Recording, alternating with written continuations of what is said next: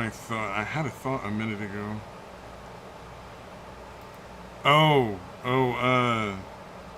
Wendy Goon is too nice of a person. Huh? Wendy Goon is Wendigoon? too nice of a person. Yeah. What did he forgive again this time? Oh no, it wasn't a forgiveness thing. He does has a channel called Wendy Gang apparently. Yeah. What did he forgive again? What in Whoa, the hell? there's some kind of echo going on. Yeah, I think I just fixed that. Oh, no, it wasn't a forgiveness thing. Why is it not fucking switching? There we go. Jesus Christ. Wendy Gang apparently. I had to switch the channel for the audio like 5 times to get it to actually. I had to switch the channel for the audio. Right. That was fucking hopefully weird. that takes care of it. Yeah, most of the time Just my find out computer in is 5 like, seconds. you know, like if I'm on my headphones, I just, you know, click a little button, it pops up a little thing, and I click the little, you know, one from my headphones, and it just goes to it. But once in a while, it like doesn't change. It just stays wherever it was for no reason. It's like fucking weird. And I don't understand Like, I know you computers say enough you to know want why. this, but Yeah, like yeah, it the shows that computer's it's thinking for you. selected the new thing. The new thing is selected and active according to every other setting on the computer. It's just not actually going through the right set of speakers. So I don't understand. That's weird. Yeah, it's pretty wacky. Anyway, no, Wendigoon did a video where he was showing off all the gifts people gave him because he went around and did something for a film or some sort of meetup thing or something. And it's like, dude, you're too nice because people don't want gifts because you can't take that shit on the plane. So, like, you give gifts to people when they're out, like, they're on the road like that. Everything you give them has to be shipped back. You know what I mean? Like, so, right, you know, they gotta, like, pay money to ship that shit back. And it's like, he's just too nice, man. Like, cause he was saying, like, oh, you know, please don't. I already get all this other stuff, and this just makes me feel uncomfortable, like, getting more stuff from you for free, and there's no way I could ever pay it back kind of thing. And I don't doubt that that's completely honest, but it's also, like, be more honest. I also don't want to pay the shipping costs. Also say you don't want to ship that shit to your house, dude, because it's fucking, that's a lot of money. Although it looked like most of the gifts were relatively small, so that was kind of nice. But a lot of people like give gifts that are like medium to large size, like stuffed animals and shit like that.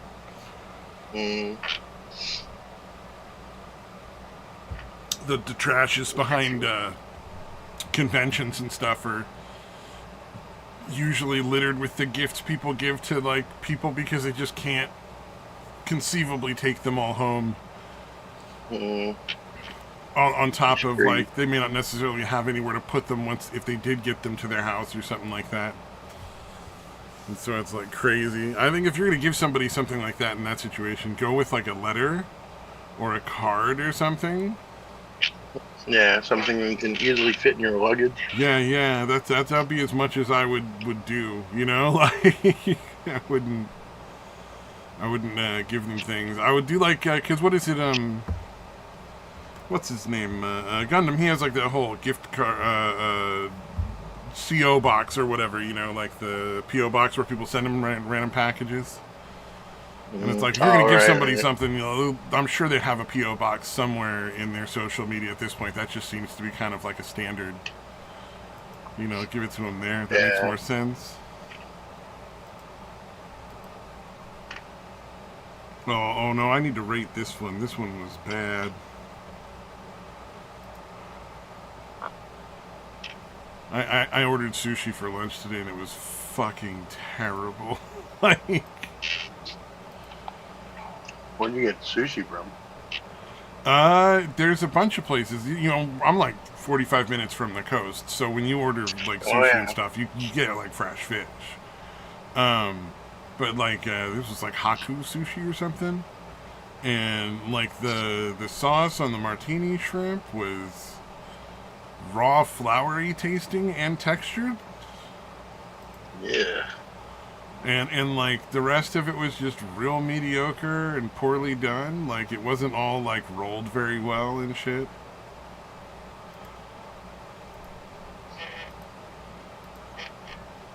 It is unfortunate.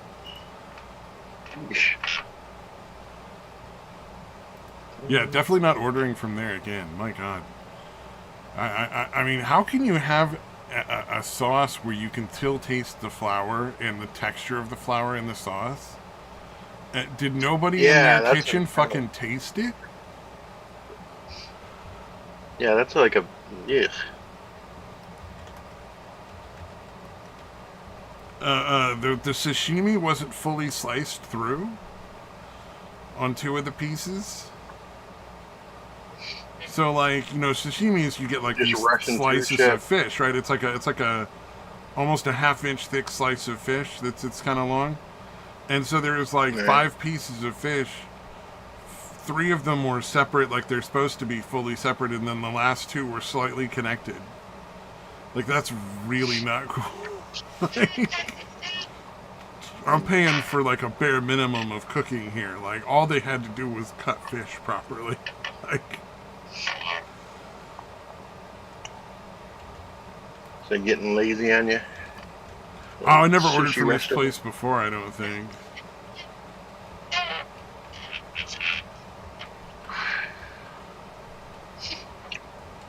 But yeah, that is kind of a shocking lack of effort. It sounds like. Right? I mean, I maybe they're just going too fast or something. I don't know. Weird. I'm sure you've had similar situations. Well, you worked in a restaurant too, so. Yeah. Yeah. Here's the really fucked up part. So I've made martini shrimp because I really like the dish. I've made my Right. own, and I'm going to tell you right now, there's no flour in the sauce.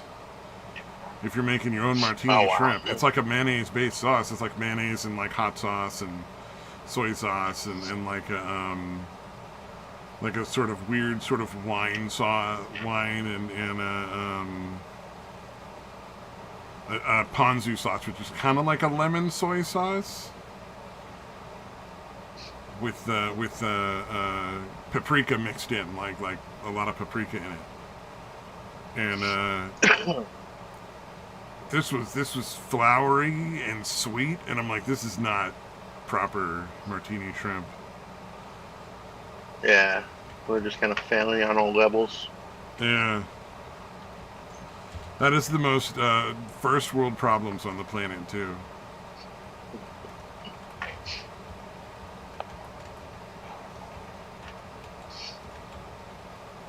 Yeah.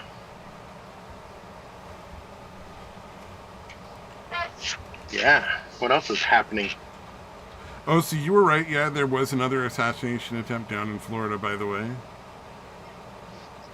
Yeah, I didn't really follow up on it too much, honestly. So it didn't get to the point of actually being able to take a shot at Trump, but it was at the golf course he was playing at. He was currently playing there. And then the Secret Service has a habit of going ahead a couple of holes, which I don't know why they're telling us this. And it's obviously the press wants him to be murdered. Like that's their whole goal. They're part of the parcel of the whole attempt. But the Secret Service goes ahead a couple holes, and so one of the guys that was ahead of him saw the guy's rifle sticking out of the bushes, and so started shooting at the guy. The guy ran off, and they eventually caught him. I don't know if they shot him Didn't or he like not. throw the gun down and fucking when he ran, he just threw the gun down and ran? Yeah, he didn't want to die because he's worked with the Ukraine military. He has more connections to the CIA than like most CIA agents. He has so much, so many connections that he has zero social media presence. Is that one of those? Yeah, and then He's the only also person like on the the fact that they planet. keep saying like they're not Democrats, but like these people have like donated money to Democrat charities. Yeah. They've always voted for Democrats. They're registered as Democrats. There's no Yeah, I know. question I'm sure that of their he's a political Republican. affiliation. And let's be He's a clear, I'm Republican sure that there's loves Trump so much. Republican. Well, and I'm sure there's assassins that are Republican and assassins that are Democrat in history. Like, I'm sure it's not all just one side. No, yeah. You know what I Right, mean? right. It's like whoever is being assassinated, it's going to be somebody from the other political party. That's just sort of like a given. Like, that's the weird thing about it. Is like it doesn't seem to be any real reason to deny that Because it's like he's an assassin. Yeah, it's suspicious, dude. Yeah. Yeah, it just doesn't make sense to be denying that. So, like, yeah, it's really, really suspicious in my opinion.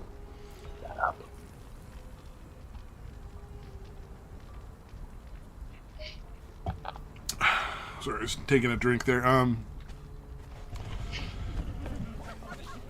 Yeah, I don't know. Like, the whole thing is just so wacky. Like, it's just ridiculous. And the fact that they're calling them, like, alleged attempts as if they're not, like, real attempt. Like, you got shot in the ear, you fucking psychos. Like, yeah, no, it's, they're pretty blatant with it. Like, you know what I mean? Like, I feel like even the normies have to be noticing this shit. Oh yeah, no, everybody is. I think they just don't care. Like, they're not concerned, you know? Like, you can see his ear bleeding, and there's another guy that's fucking dead. Like, what the fuck, man? Yeah, I know. It's gotta suck if you're that guy's family, right? Like, yeah. Like, you know,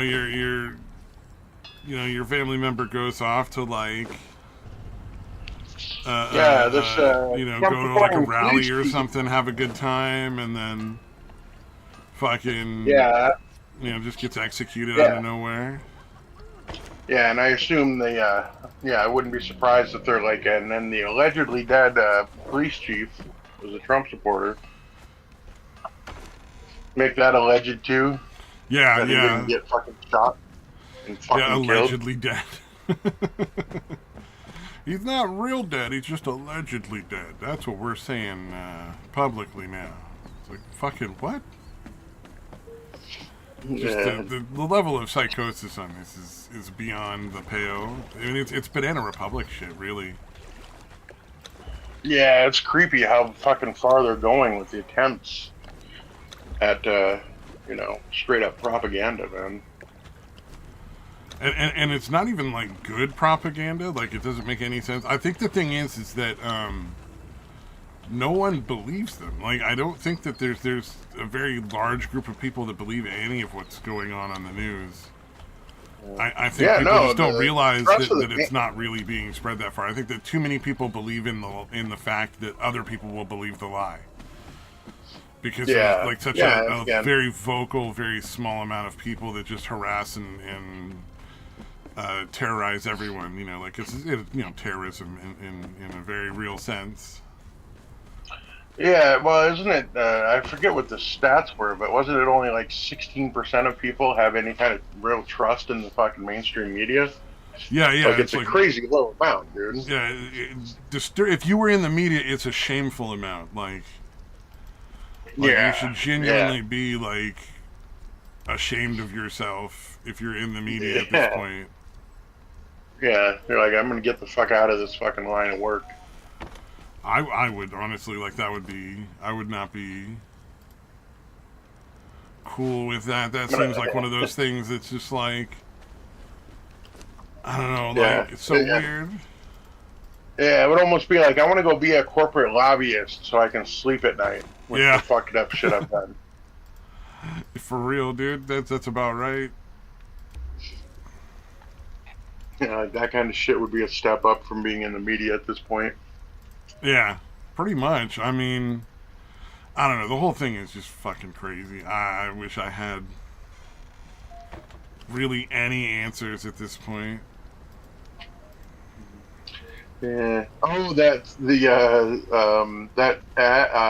ad video that I shared with the whole gang stalking thing. Oh yeah. Yeah, I noticed there was no. I wanted to go see the comments too. Right? Because you knew that was going to be where the fucking gold was, right? Like, that was like... So amazing. The video was funny in and of itself, but the real funny was going to be in the psychotic comments you were going to get at the bottom, because they're all a bunch of fucking, like, lunatics, but... Yeah, motherfucker had to turn off the fucking comments. Thanks very much, buddy. Yeah, that would have been amazing. God damn.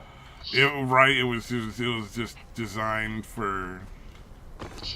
everyone to meet up and sound off. Because again, it's one of like the really tragic things of the side effects of the internet is all these fucking lunatics that think they're being gang stalked despite their utter lack of importance in the world. Yeah, like what would be the purpose of gang stalking them? You never hear that part. Like, why would the government give a shit about you again? Like, because I don't think they do. But you know, Yeah, but yeah, again, you get a bunch of them together online that would never have ever fucking cross paths in real life, and they start, get a nice little feedback loop of fucking talking each other up and like, yeah, no, you're right, they're definitely. No, that guy, you're the same spot at him twice within a month. That guy's clearly gang stalking. yeah, it's just like, sure, bud. Yeah, yeah. So they kind of fucking feed into each other's delusions. You know, I do think it's kind of sad though, each other riled up. because that's got to really fuck people's lives up. You know what I mean? Like, Yeah, yeah. If you actually get that in your head and you believe it, you believe it exactly. Yeah, it'd just be like, yeah, so bad for your life in general. Yeah, and again, for the normies, the non-gang stalker people out here, like it is kind of terrifying that you might end up accidentally being at the same spot as one of these lunatics one too many times, out of sheer fucking again chance. Yeah, And they might freak out on you and attack you. You know what I mean? Like, so there's like, it's mostly hilarious, but it's a little fucking scary for that reason. Oh yeah. No. It's like there's very real potential for violence to happen because it's just like a mistake in somebody's delusional state. You know, like. Yeah, because I don't know if you've seen it, but there are videos where the person he thinks they're being gang stalked will start shit talking one of the people that he thinks is gang stalking. There are videos of that happening. And the guy is always like, "What the fuck you know what I mean?" Like, yeah. They're never like ready to fight though. They're always like, "What are you talking about? Like you're fucking crazy." Yeah. And I feel concerned in the general sense of like, you need to respond more aggressively to that, because like like the last thing you want is them to think that they're safe to attack you. You know what I mean? Like that's not. Yeah. Because they yeah, I mean, you can get. I can understand initially for the whole thing. Yeah, like when he first says something, you can be like, "What the fuck are you talking about?" And then if they keep going, you know what I mean. You can be a little surprised at first, but then you'll be like, "What? Fuck you, dude! Like you're a fucking lunatic. I'll voluntarily leave, and I will make sure I avoid your fucking psycho ass in the future." Yeah. Oh, for sure. For sure, 100%. Yeah, it's like, I don't want to be anywhere near you. Thanks.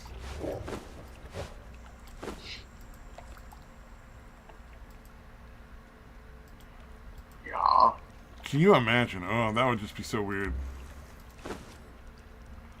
Yeah, I remember the when I first saw that one with the mailman, I didn't recognize that was a gang stalker. Or maybe I hadn't heard of gang stalking because that video came out a long time ago. Oh yeah. That came out long before I'd ever heard of gang stalking. I'm sure of that because I'd seen that one many times. Yeah, but yeah, I didn't really put it together. Like, oh, she really thinks this fucking mailman. He's here 6 days a week. He's got to be stalking me. He's definitely in on it. God, can you imagine, like, you think somebody's getting paid, like, multiple people are getting paid in the hundreds of thousands of dollars to just to follow you around. Yeah, like, that's a lot of ego. Yeah, and then you're filming yourself talking about it, which is, would make their job easier if you're actually being gang stalked. Oh, yeah. Yeah, I'm going to broadcast where I'm at. To out these gang stalkers and make their job easier to find me. Yeah, there's a lot of flaws in logic. The whole gang stalking, that whole little universe there. Yeah, but don't tell any of the people, that's the case, because they're not here to hear that. They want to think. Partially, I would say, I think it is a little bit about wanting to feel important. Yeah. Oh, yeah. No doubt. Yeah. They know they don't matter, and they want to matter. So they Like, like, I'm oh glad yeah, I'm no. not important enough to rate, like, a Secret Service fucking show up, or, like, the FBI showing up to try to harass me because I left a comment on Facebook that they didn't like or some shit, you know? Like, they're Yeah, no, doing that I'm to enough people. I don't need to be one of them. yeah. Yeah, no, I'm well aware that I don't matter, and I am fucking totally fine with that. Yeah, I exactly. have no problem with that at all. Right? It's like almost a point of pride, to be, if you be completely fair. Right?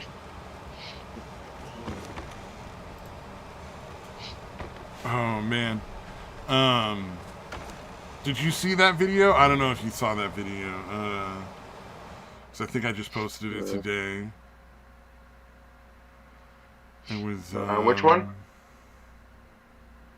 Oh, no, it was right before the QA video. The one where the FBI agent showed up to talk to the guy because he made some posts about, like, Kamala Harris or something on Facebook or Twitter or something Oh that they yeah, didn't like. yeah. And he was just like, you should be ashamed of yourselves. Go home and think about the fuck you're doing with your lives. Like, this is pathetic. That was pretty good, dude. Uh, hmm. But they probably won't. They're probably No. just as Oh, no, psychotic. definitely not. Yeah, they're just as fucking soulless as the people telling them what to do. Yeah, they just don't, they think of it as like winning points in a game. They're not intelligent enough to Yeah, fully understand, like, the consequences of their actions, I don't think. Because, there's a lot of really stupid people who will do things for just money, and not really understand that, like, they're subverting, like, their own benefits in the future. Like, they're basically fucking destroying their own culture without realizing it because, they think it's going to be, like, some sort of points in a game or whatever.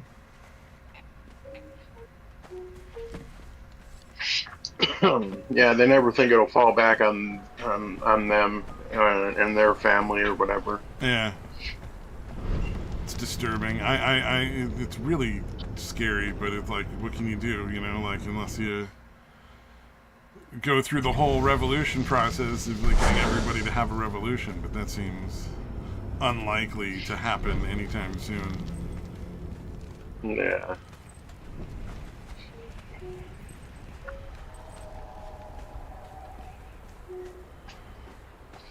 Yeesh. Let's see. Well, there was some other stuff in here. Let's see. Oh yeah, the concussion thing. That's been a thing for a long time, hasn't it? Like, as far as I know, for, like, since the 50s, right? They started to be concerned about, like, contact sports and concussions and, like, multiple concussions fucking people's brains up and stuff. Yeah, I don't know if it went back to the 50s, but yeah, definitely. At least, like, I guess it kind of started hearing a bit about it in, like, the like late 80s, early 90s, and it always kind of just seems to get pushed to the back burner until recently. Until the last 10 years or so, I'd say. You started having former NFL players shooting themselves in the heart, ending their lives so that their brain would be intact to be studied after they were dead. Like, Yeah. to show how fucked up, how badly the CTE shit fucks up a human brain. Oh yeah, because it And they really try to, does. Like, it's genuinely, like, concerning levels of fucked up. Like, it's not. We're not talking, like, mild issues here. yeah, yeah. Yeah, so again, you see people like Antonio Brown, who's one of the best like wide receivers ever for like a long time, dude. A good several years at least, he was one of the best. And nowadays, like, he's just a complete fucking lunatic. Like, he was pretty normal up until there's a dude from the Bengals that just laid him out one time. Like, it's basically considered the one that broke his fucking brain. Oh And really? So yeah, you have like a right after video that. example of what hit him. Yeah, like, he laid him out so badly. Yeah, Vontez Burfict laid out Antonio Brown so badly that everybody was like, yeah, it was pretty much from this point on when he completely, was really starting to lose his mind. So he's gotten cut from a bunch of teams despite being still a great fucking player because he just can't fucking help himself. Like, he can't stop himself from doing crazy shit.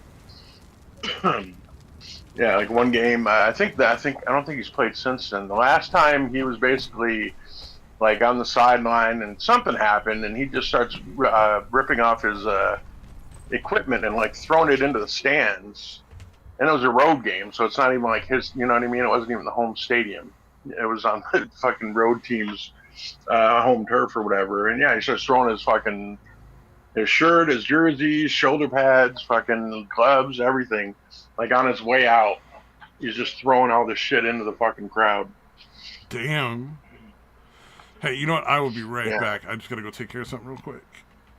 Yeah, no worries, man. Sorry. Alright. Yeah, no worries. Not like anybody's listening. We know nobody's listening. Good. Yeah.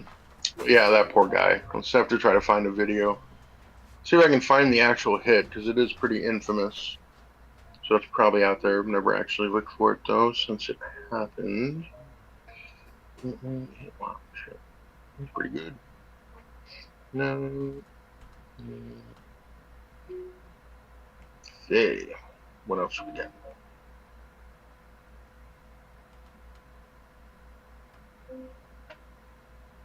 Yeah. So again, I'll give me a second. I'll see what we can find here. Okay.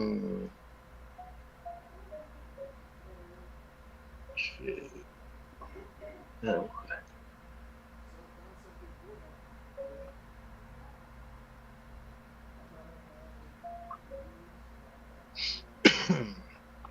Gotta finish my retrobable first. Let's see what we got. Anyway, at least I don't think anyone's watching. I should probably check before I fucking say that. Let's see what we got. Who's in the let's see. Yep, nobody in the chat. Of course. As I suspected. Alright, let me see if I can find Antonio Brown.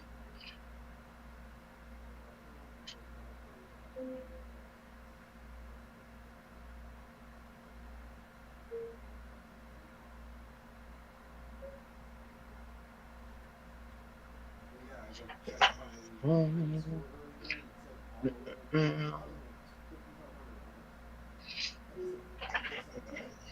right, let's see if this is the one. I'm reading it. Yeah, none of you guys can see it, and nobody's listening anyway. But that's fine. Let's see if it shows the play here.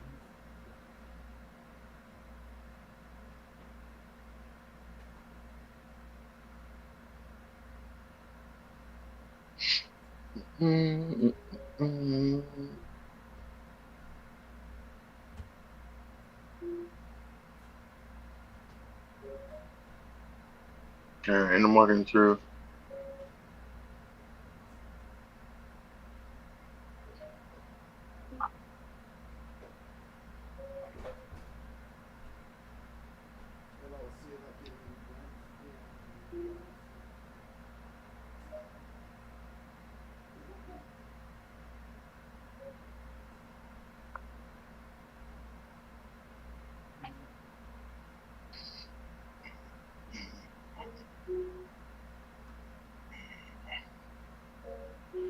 Okay, shit, Jesus, I forgot there was a show going on. I completely forgot. I was watching the play and the replay. God damn, dude. But yeah, anyways, yeah, um, it was pretty obvious that he had not made the catch. Like Burfict really did have time to. It seems should have had time to be able to tell that the pass was incomplete and the hit to the head. Because again, he did hit him with the shoulder, but he hit him right in the fucking head, and they're both heading opposite directions. One's crossing to the left, the other's coming, from the right to the left. So they're basically running at each other, almost directly at each other. And he hits him with a big shoulder right to the fucking head. Let's see if I can cut that down, actually. Show the replay is really the main part of it.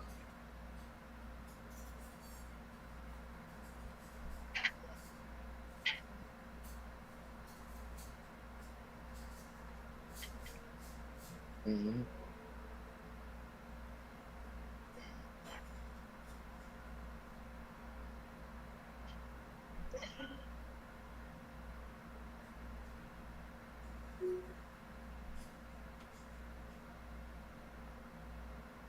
Okay. God damn, Stabby's been gone a while. Yes. What the fuck?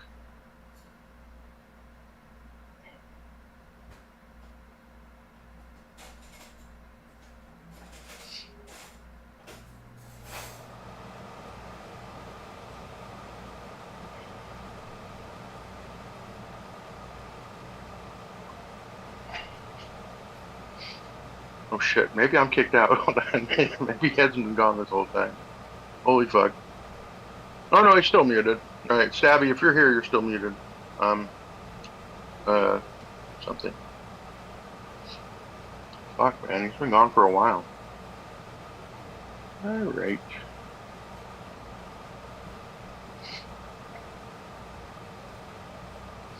Yeesh. Alright. Put a tag on the fucking, what the fuck, dude? It's so annoying.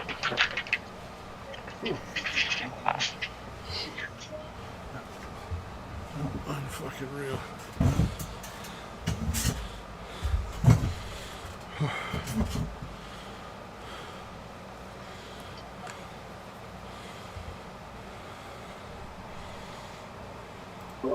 Yo.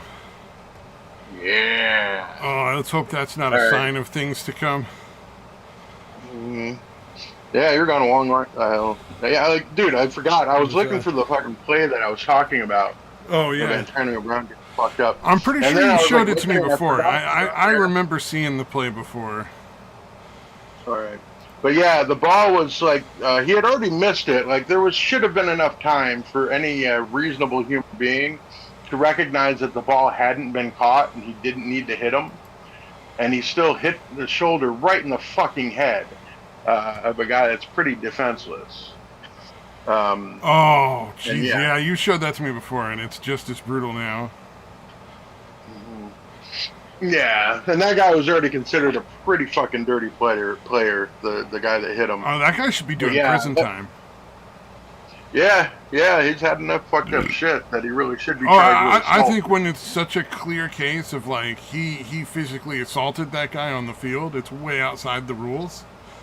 There should be criminal charges again, pressed. if he gets there, if he gets there within like a half second of the ball, like you can say like, oh, okay, that's close. You want to be able to try to dislodge the ball or whatever. Yeah. But yeah, it's even at regular speed, you can see that Paul was already missed. And he did not need to do that at all. Like, he had enough time there was no excuse for what he did. None whatsoever. Yeah. Like, it's not even close. Fucking head. It's not even like he hit him in the body or anything. He literally fucking just fucking shoulder checked him right in the fucking head. So again, that's another thing. Like, you can hit him in the body. He wasn't even hitting him in the proper place where he should have been if it was a real play anyway. Yeah, like that would have been a flag, even if he had actually caught the ball, because he just fucking just hit him in the fucking head. Yeah, it was one of those cases where there's just really no real plausible deniability there as far as like whether that was acceptable or not. In my opinion, which doesn't matter and holds no weight. So he should go to prison. So yeah, at that point, that dude was pretty much the best wide receiver in the game. And nowadays, those guys make like $35 to $40 million a year. And he was still good after that. Like, he actually ended up going to Tampa Bay and winning another Super Bowl. But yeah, he was a mess because like the next years after he managed to, Tom Brady kind of kept him in line long enough to win a Super Bowl at Tampa Bay. Like the next year, he was fucking just done for. And it was quite obvious. He had very little impulse control and all that shit. Jesus. But like, that hit, shit started after as bad as that hit is, though, it really, like, ultimately, there's a lot of stuff going on. You know, like as far as like the concussions and stuff go, it's not just like that sport. It's like, you know, baseball and sport, hockey and boxing and hockey, all those boxing, kinds of things. Hockey, especially, that one's a little more. Because again, you skate faster than you run, and then you can run, right? Yeah.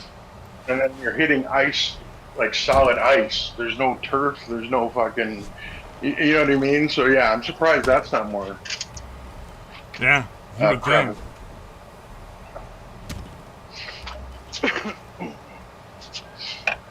Yeah, actually, I don't hear much about hockey. Huh. Maybe the heads don't take as much hits, like, directly? Yeah, because you can't really fucking jump and spear the guy. Even when you're going forward, it's still they're more or less body to body shots. I think, and now that I'm thinking about the way hockey works, yeah, it's pretty nuts. Although, dude, it's fucking amazing to me how long hockey goalies played without any kind of fucking helmet or face mask. Oh, yeah. Well, a lot of these fucking sports, like rugby for a long time was just like shoulder pads, dude. Like, yeah, like really light shoulder pads and like maybe a leather helmet of some kind. Yeah. And yeah, if you were real lucky, there was a leather helmet involved. But yeah, I mean, dude, they can hit those pucks. Like, there's guys that can hit the puck at fucking 100 miles an hour, like over 100 miles an hour. And that thing's, puck's pretty solid. Plus, like, it's solid plus you're rubber, supposed to check people. So, like, you're supposed to hit people, like, physically hit them into walls and shit. Yeah, oh yeah. You know, like, so it's not like, it's other than flying pucks, there's a lot of other things that are, a risk right there as well. It's the flying puck thing, I was talking about goalies specifically. The guy standing in front of the goal that's getting. Oh yeah, they're not allowed to hit him. Yeah, that's fair. I thought they were. Yeah, that's a good point. Yeah, like the fact that goalies ever played without any kind of helmet or face protection is fucking nuts. Because again. Yeah, I don't know if you've ever held a puck. I don't know if you're. Yeah, I'm assuming hockey was not. Like other sports, you didn't interact with it a whole lot. But no, I mean I've seen it on TV. My dad watched it occasionally, but yeah, the puck is solid rubber, dude. It's weighty, dude. Like it's not. It's almost as thick as like fucking lead. Like not quite that dense, but it's very dense rubber. I would imagine it would have to be super heavy not to get hung up on the ice and stuff. Yeah, so again, it's pretty crazy. I'm trying to think when they fucking finally started wearing helmets because it was shockingly late in the game. Yeah. Oh yeah. What other sports were there that they're really bad? I don't know. There's just a ton of fucking... 1959. It wasn't until 1959 before they started wearing masks. Before goalies started wearing masks. Wow. That's just the first guy. Like, that was just one dude. You would think at some point one of the people who was a goalie somewhere along the way would be like, hey, not to be the wet blanket here, but that thing's coming at my face awfully fast, and I'm gonna need a fucking helmet. Yeah. Look, I get that this is supposed to be a macho sport and whatever, but that could kill me or at least blind me very easily. So can I wear something to protect my head area? Yeah, you would think like somebody would have to have been like, hey, that's fucking dangerous, like I don't want to fucking die or lose my eyeballs or something. Yeah, there's tough and then there's fucking insane. Like there's bravery and there's fucking being a lunatic and wanting to die or something, I guess. Yeah, and that smacks to me of somebody who's like, yeah, I could die. It's cool. You know, like, I'm not too worried Yeah, I was about it. gonna It's say. all good. I wasn't doing much I was gonna say anyway. it's like being a goalie is like a passive suicide. I'm not sure it counts as passive. I feel like they're like, hey, you want to die, but you can't do it yourself. Um, Become a Hell hockey goalie. yeah. I've been wanting to do Just that wait for for fucking years. wait for nature to take its course. Oh, man. That would be pretty funny. Oh, the last Well, one. it's Of like course. smoking, you know. You want to die, but just not right now, like, but later. What the fuck? When is it? I mean, when? God damn it! It tells me who, but it doesn't tell me when. Oh, like the specific date? I played without a mask. All right, 1974. Oh fuck! So it was first introduced. The first goalie to wear it was 1959. And it took another 15 years before the last fucking dumbass. Before they were like, everybody has to wear them. Like, no, we're making them all. You're all wearing them. Stop fucking, stop fucking around. You're all wearing the fucking helmets. Let's go. Come on now. Yeah, it's very odd though too, because when shit like that takes effect, anybody that was in the league before that doesn't have to do it. Like the updated helmets in hockey, baseball too had like upgraded helmets, but there'd be older dudes. You know what? There were that always didn't have guys to wear when I worked in the auto shop, right? Like I changed tires for a year or two. That was my first job. Was tires and batteries. There were always dudes who were like not wearing their fucking safety glasses while they're running like air hammers and shit. You know, like you're changing a battery. There's fucking acid, literally acid, like getting around all over the place. It may be not necessarily a liquid form. It might be powdered in a lot of cases. But like, it should fuck you up. But yeah, like if that gets in your eye, it doesn't fucking matter if it's a powder or a liquid. Right. Your eye is fucking done. You know, like yeah. And there were dudes that would just refuse to wear fucking safety gear, and you'd be like, "Are you fucking crazy? Like, what's wrong with you? Like, why would you even? Yeah. Why would they even need to tell you to do it, bro? Yeah. You know what I mean? Like, it's one of those things where it's like they shouldn't even have to say like, "Hey, you should do this." You should be like, "Where's my glasses? Why are you not letting me wear them?" You know, like before. Yeah. It even comes down to that being a fucking question. Yeah, that's a very odd one. You would think you would just see other guys and be like, "Oh, right, I should probably be wearing those too." Yeah, like those pneumatic guns that take off the lug nuts and put them back on and stuff. Like the air just blows through them. Like there's air blowing all over the place. You get like brake dust and tire dust and road dirt just flying all over the place whenever you use them. You know, the one thing I do regret from working there is not using ear protection. Like I wish I'd used ear protection. Oh, if I'd used ear protection, my hearing wouldn't be as messed up right now. Dude. Yeah, like 100 feet away, dude. Through walls, you can hear that shit. So yeah, if you're actually working with them. And I get no pass. I get no pass because there was one of the older guys that was there that was telling me, hey, I know they don't make you wear earplugs, but you should wear earplugs. But nobody else was. But it's a struggle just getting everybody there to wear fucking safety glasses. Like I was wearing the safety glasses regularly because I just was like, I'm not. This is just dumb. Like I'm gonna end up with stuff in my eyes and not be able to fucking. I'm gonna be blind because I worked at a fucking shitty job at 18 right out of high school. That's a terrible plan. Like this does not have a longevity, any sort of longevity here, and oh, brain fucking frozen. So yeah, I don't know. Was it like some kind of weird macho thing? Like they thought it was some kind of stupid macho bullshit? The glasses would fog up and they'd get kind of in the way-ish, and it was kind of like it was one of those things where they just weren't super convenient and they were hot and sweaty, like summertime and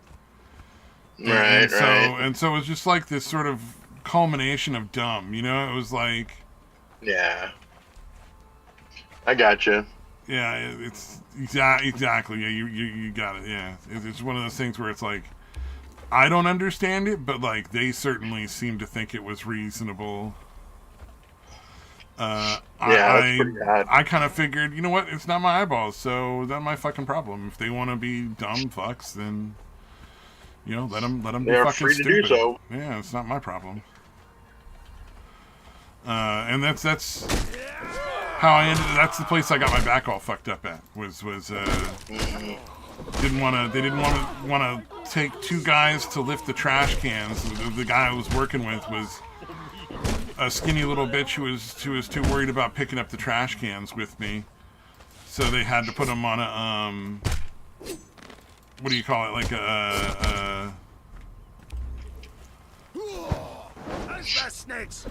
a forklift, on a pallet on the end of a forklift.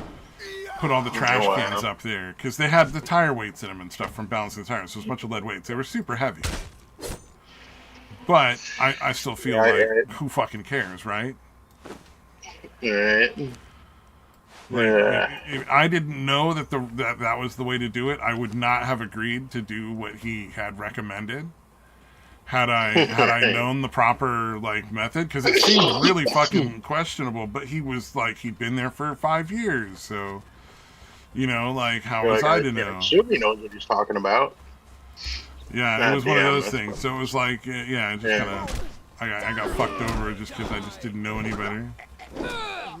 And I didn't understand how serious the injury was at the time. I thought I was just sore, and I went home and slept it off, and I was fine. Because when you're young like that, your body can kind of cover the pain and whatnot. Yeah, it can kind of bounce back much more quickly. Yeah. So even though it was still probably should have been painful, I just have a very high tolerance for pain, so it's very rare that anything hurts enough that I even notice it. Honestly, yeah, in a lot of cases, it's kind of powerful. Yeah. When I picked up the hot burner, we had an electric stove with those coil burners that turn all red. I picked one of those up when I was in high school and just dropped it, and I never even told anybody just because I was oh, that kind of hurts. Definitely not gonna do that again. Put some burn cream on it and went to sleep. Yeah. My hands were all covered with blisters. It was at least second degree, if not more, burns. Stabbed a screwdriver through my hand at one point and just pulled it out and put a Band-Aid over it, and then went on with my day. Just rub some dirt on it and get back in there. And it was just because you grow up with this entire lack of pain from anything, and it's right. It just feels oh yeah, no, it's no big deal. Yeah, whatever. People put holes in their body all the time. That's just whatever. Interesting. Yeah. So how was I to know that my back had been broken? God damn, dude. Yeesh. Fun times. So yeah, anyways, go back to the whole helmet going on in the world. Probably not really. Oh, they have video. I put a clip up from Tim what's his name? Tim Pool, yeah. Tim Pool, sellout extraordinaire. I put up a clip from him because they actually found not just they already had multiple witnesses, just dozens of people that have seen them cooking and eating cats. But there's video of them with fucking cats on a barbecue. You know what I mean? So it's there's not that's harder to question. Yeah, because again, the media people can be oh no, people are just making this up, and then they tried to say it was fucking chicken. Video. They tried to say it was chicken on the grill. You can clearly see the shape of a cat's body. It's all meat, but you can see the shape of the cat's fucking body. And it's just it's mind-blowing. That's bizarre, dude. Because everyone's seen whole chickens or turkeys. What a fucking dead bird looks like. Exactly. They don't look anything like them. it's fucking so disturbing to see. That's why I said don't watch it. Don't bother watching. Yeah. You know, it's like don't watch it. Just see that they do have corroboration and they know for factually that this is something that's occurring. But by God, yeah, they're doing it with cats, right? Like dogs, cats. Like it's not just cats, right? As far as I know, it's cats. Probably dogs too. It's been like ducks though at one point. Yeah, I heard they're grabbing like ducks and geese from like the parks and shit, right? Yeah, they just go to like the local park and just grab ducks and stuff out of the water and like fucking kill them and pluck them right there because they're fucking savage. There's no attempt at. It's like we're supposed to respect that or some shit. Like I don't know. I'm sorry. Yeah. That's disgusting. No, I think everyone should be returned to Haiti to become a penal colony that no one can leave. You just don't. Well, they shouldn't be here in the first place because there's multiple different countries they have to go through just to get here. There's absolutely no reason for them to be here at all. Like, this is not where they should be going for refugee status. It's just not how that works. Yeah. Yeah, and again, just when you're doing shit like that, I feel like you're just not allowed, dude. You're not allowed to fucking continue. You should all be sterilized, and you can die out. Once you're all dead, we can start a new country that's not Haiti. And not filled with people that like to eat dogs and cats and shit. Yeah. Well, as far as I'm aware, it was not a big thing until the recent financial or like disaster that hit. And so food was so scarce because they'd allowed corruption to get so bad that they had no like preparations for it.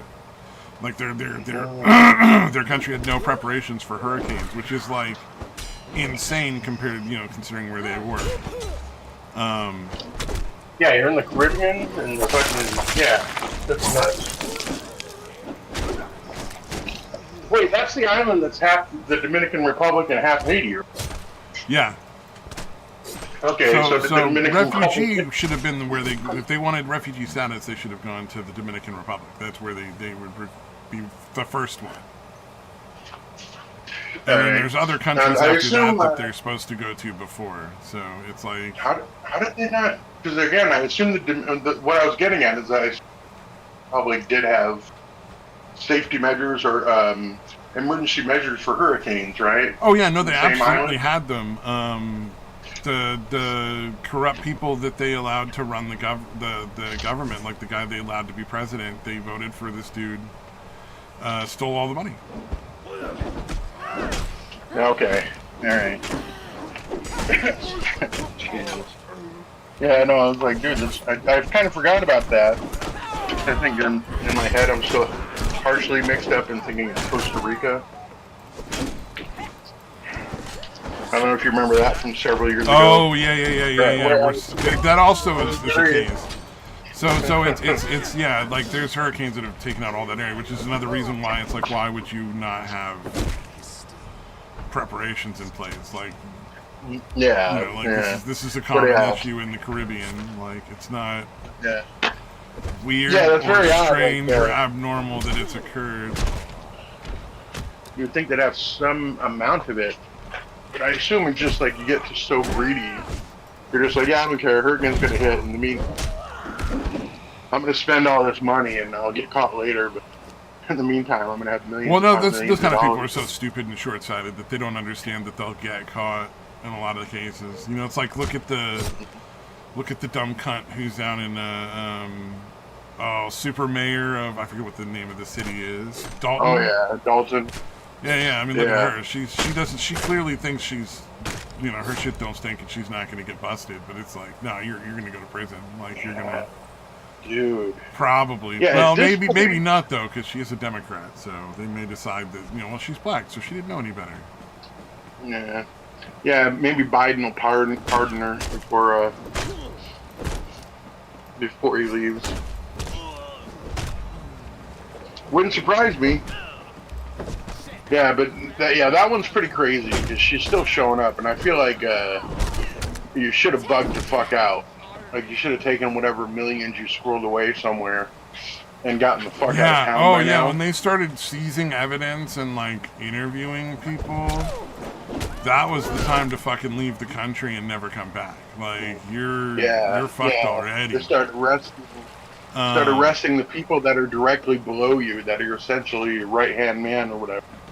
Yeah, because you know those people are going to rat you out before they'll go to prison.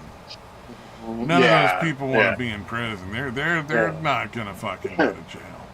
Not for you. Yeah, that's why they're going after those guys. It's because they know they're going to turn on you. So they'll go to those guys and they'll sell you out immediately. So yeah, I mean, when you get that kind of delusion, like she's probably has some form of that personality disorder thingy that just doesn't allow you to recognize when you're failing miserably and the shit's crumbling around you. Like you're still convincing yourself. You're still convinced that people are going to believe you because you're too smart for everybody, like that narcissism shit. That insane level of narcissism. Attacking a black woman, all you black men and women attacking me. How dare you? Like, oh fuck, that doesn't really work if it's other black people complaining about the fucked up shit.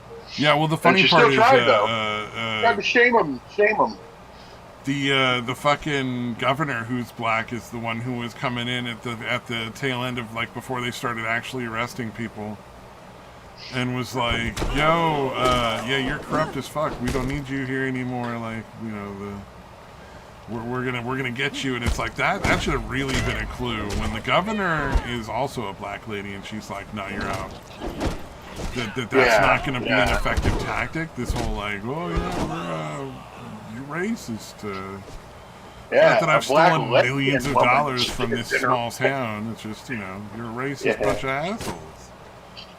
Yeah, and again, if they're having a black lesbian woman investigate you, how the fuck do you think you're gonna? Like, she's clearly outranking you on the progressive stack. So yeah. So you can't really call her anything. You can't call her racist. You can't call her sexist. And she's also a lesbian, so you know, more points.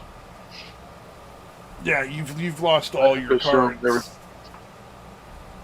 Oh man, yeah. I wish you followed the commentary people, dude, because there's some crazy shit going on with them that's kind of similar to that. The commentary people have a corruption issue now. There's a corrupt commentator. Well, it's a dude that is insanely delusional. It's similar to the the guys that are the people that are alleging things against Mr. Beast and all that, and Tyson. Oh yeah. Tyson. Okay, those people are fucking nuts, right? Like, all of them have this odd delusions, right? And then, the ones that I showed you, like that, you can, and you should at least suspect that there's something off about them. Like, you don't want to judge everybody by appearance, but I feel like you look in their eyes, and it's pretty clear that there's something wrong with them. Yeah, like crazy black hole, the bitch that seems to have escaped from the Black Hole Sun video with her wild facial expressions. The other guy, the first one that's, I don't know what the fuck you call that, but it's just, I'm like, I actually would not be surprised if these are not real people. Like, I would actually not be surprised if it turns out all these fuckers are AI of some sort. Like, they're so odd. Very believable. They're so fucking weird. And, that dude just has no fucking understanding of vetting sources or any of that shit. He's just like, I heard this, so I'm going to put it out in a video that this guy beat his wife and he abuses dogs, and then what's the source? Well, I heard it from a guy. Wow, that's crazy. That's like a thing that's going on in the press right now. There's a big lawsuit about that in the press at the moment, like a $30 million case against MSNBC. For the uterus collector. Yeah, it was like, are you fucking serious? Like, you genuinely want us to believe that you really truly thought there was a uterus collector and you didn't do anything about it. You just kind of were like, no. And that one, they were at least had other evidence that clearly refuted the claims, right? Oh yeah, they literally had multiple pieces of evidence that made that claim absolutely ridiculous and farcical. Yeah. Like they knew for a fact that it wasn't true. It's like it was obvious that it was bullshit, and they still wanted to run with it because Trump, Orange Man bad, and this guy tied to Trump apparently or whatever. Yeah. But yeah, it's very similar. He's just like, oh yeah, no, whatever. In fact, there was one line in this shit where there was like 4 different people telling the same story.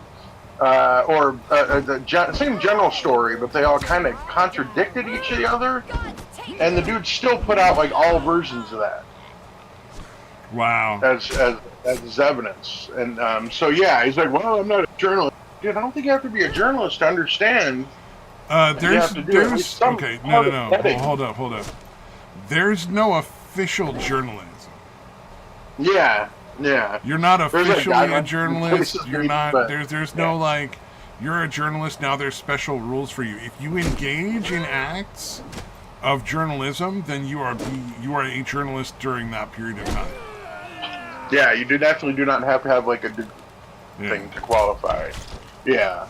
So yeah, he would back on that, and basically, here's the thing: like there are FOIA requests out for the stuff like this guy. One of the guys associated with Mr. Beast having like domestic violence claims or whatever. There were all these FOIA requests out that would have been back within a week, maybe 2 weeks. But because he's so fucking internet brained, he's like, that's like 100 years in internet, so I'm putting it out now. I can't wait that long for that. People might forget about this in a week or two. You know what I mean? Like he didn't say that, but I guarantee you that was his motivation. So is that the guy that is making the videos that are that started the whole Mr. Beast accusations thing? The guy that was interviewing the he was involved. He was one of the guys that was with. I posted him. This is back on September 12th, last week. I posted it towards the end of our what do you call it? Yeah, he's the one who's the primary accuser. He's the one who is like everybody is getting their information from. Yeah, that's Randy Weddle is the guy that's like an alleged adult, but has the skinniest arms I've ever seen on an adult. But anyways, yeah, those 3 pics, we're gonna go back and see him. The first guy I posted is one of the guy that everybody's given the information to, and the one that's just spitting it back out as if it's truth without bothering to try to fact check it. Randy Weddle's the one that was shaggy-haired guy. Yeah. The shaggy-haired white guy. Yeah, that's the guy who's doing all the accusations. Okay, not the one with the mustache, though. No, I know. He's the comedian. I know the difference. Yeah, I know. Yeah, I'm making sure. I just wanted to see if it was... because he's the source of, like, all the information that's out there. It's really weird. And nobody's ever, like... Because I know... Because, like, because there's a bunch of the fucking younger people I know on, like, VR chat and stuff. Like, they're like, poor Mr. Beast, everybody's accusing him. And I'm like, well, the accusations are pretty fucking serious. Like, if they're real, again, there's going to be a criminal case at some point with Mr. Beast. He might go to prison. And that's the other thing that's kind of fucked up about it. Really fucked up about it, actually, is this guy is like, it wouldn't be. You know what else wouldn't be surprising is if we find out that as soon as this stuff initially came out, that Mr. Beast and his team went and paid these guys a shitload of money. And then told them exactly how to act from that point forth to discredit themselves. Oh, like it was like a what do you call it? Yeah, they paid them off to fucking publicity stunt. They wanted the publicity from it. Yeah, well, again, the initial claims may have been, but again, I'm not saying this is what happened because it probably isn't. What I'm saying is the behavior probably would not be any different than if they had immediately gotten paid off like the next day, like they gave them $1 million or whatever, right? Yeah. And they said, "Here, this is what you're going to say. This is what you're going to do." Like, I don't think the results. In fact, I don't think they could have planned it any better to discredit these fucking idiots. I don't think they could have done a better job if it was all planned out. Of discrediting, I don't know the fucking Randy Weddle. I don't think that the guy, the comedian guy, I don't think he's making that up. I think so. Yeah, no. I don't think he's necessarily like representing everything completely and honest. So I think the truth probably lies somewhere in the middle, like with most in most situations. Is what okay, he did take money. He did take money from Mr. Beast after the initial accusation. Like, yeah, but I mean, wouldn't you take money if like that was what you'd set up for the whole thing to do? Like, I mean, it makes sense. Yeah, although he alleges that he set off like I forget what the amount was based on, but he's claiming like, nope, I only took 50,000, and I said I'll take the 51 grand or whatever, and I will still be able to say whatever I want. And allegedly, he was supposed to be doing that regardless of the amount.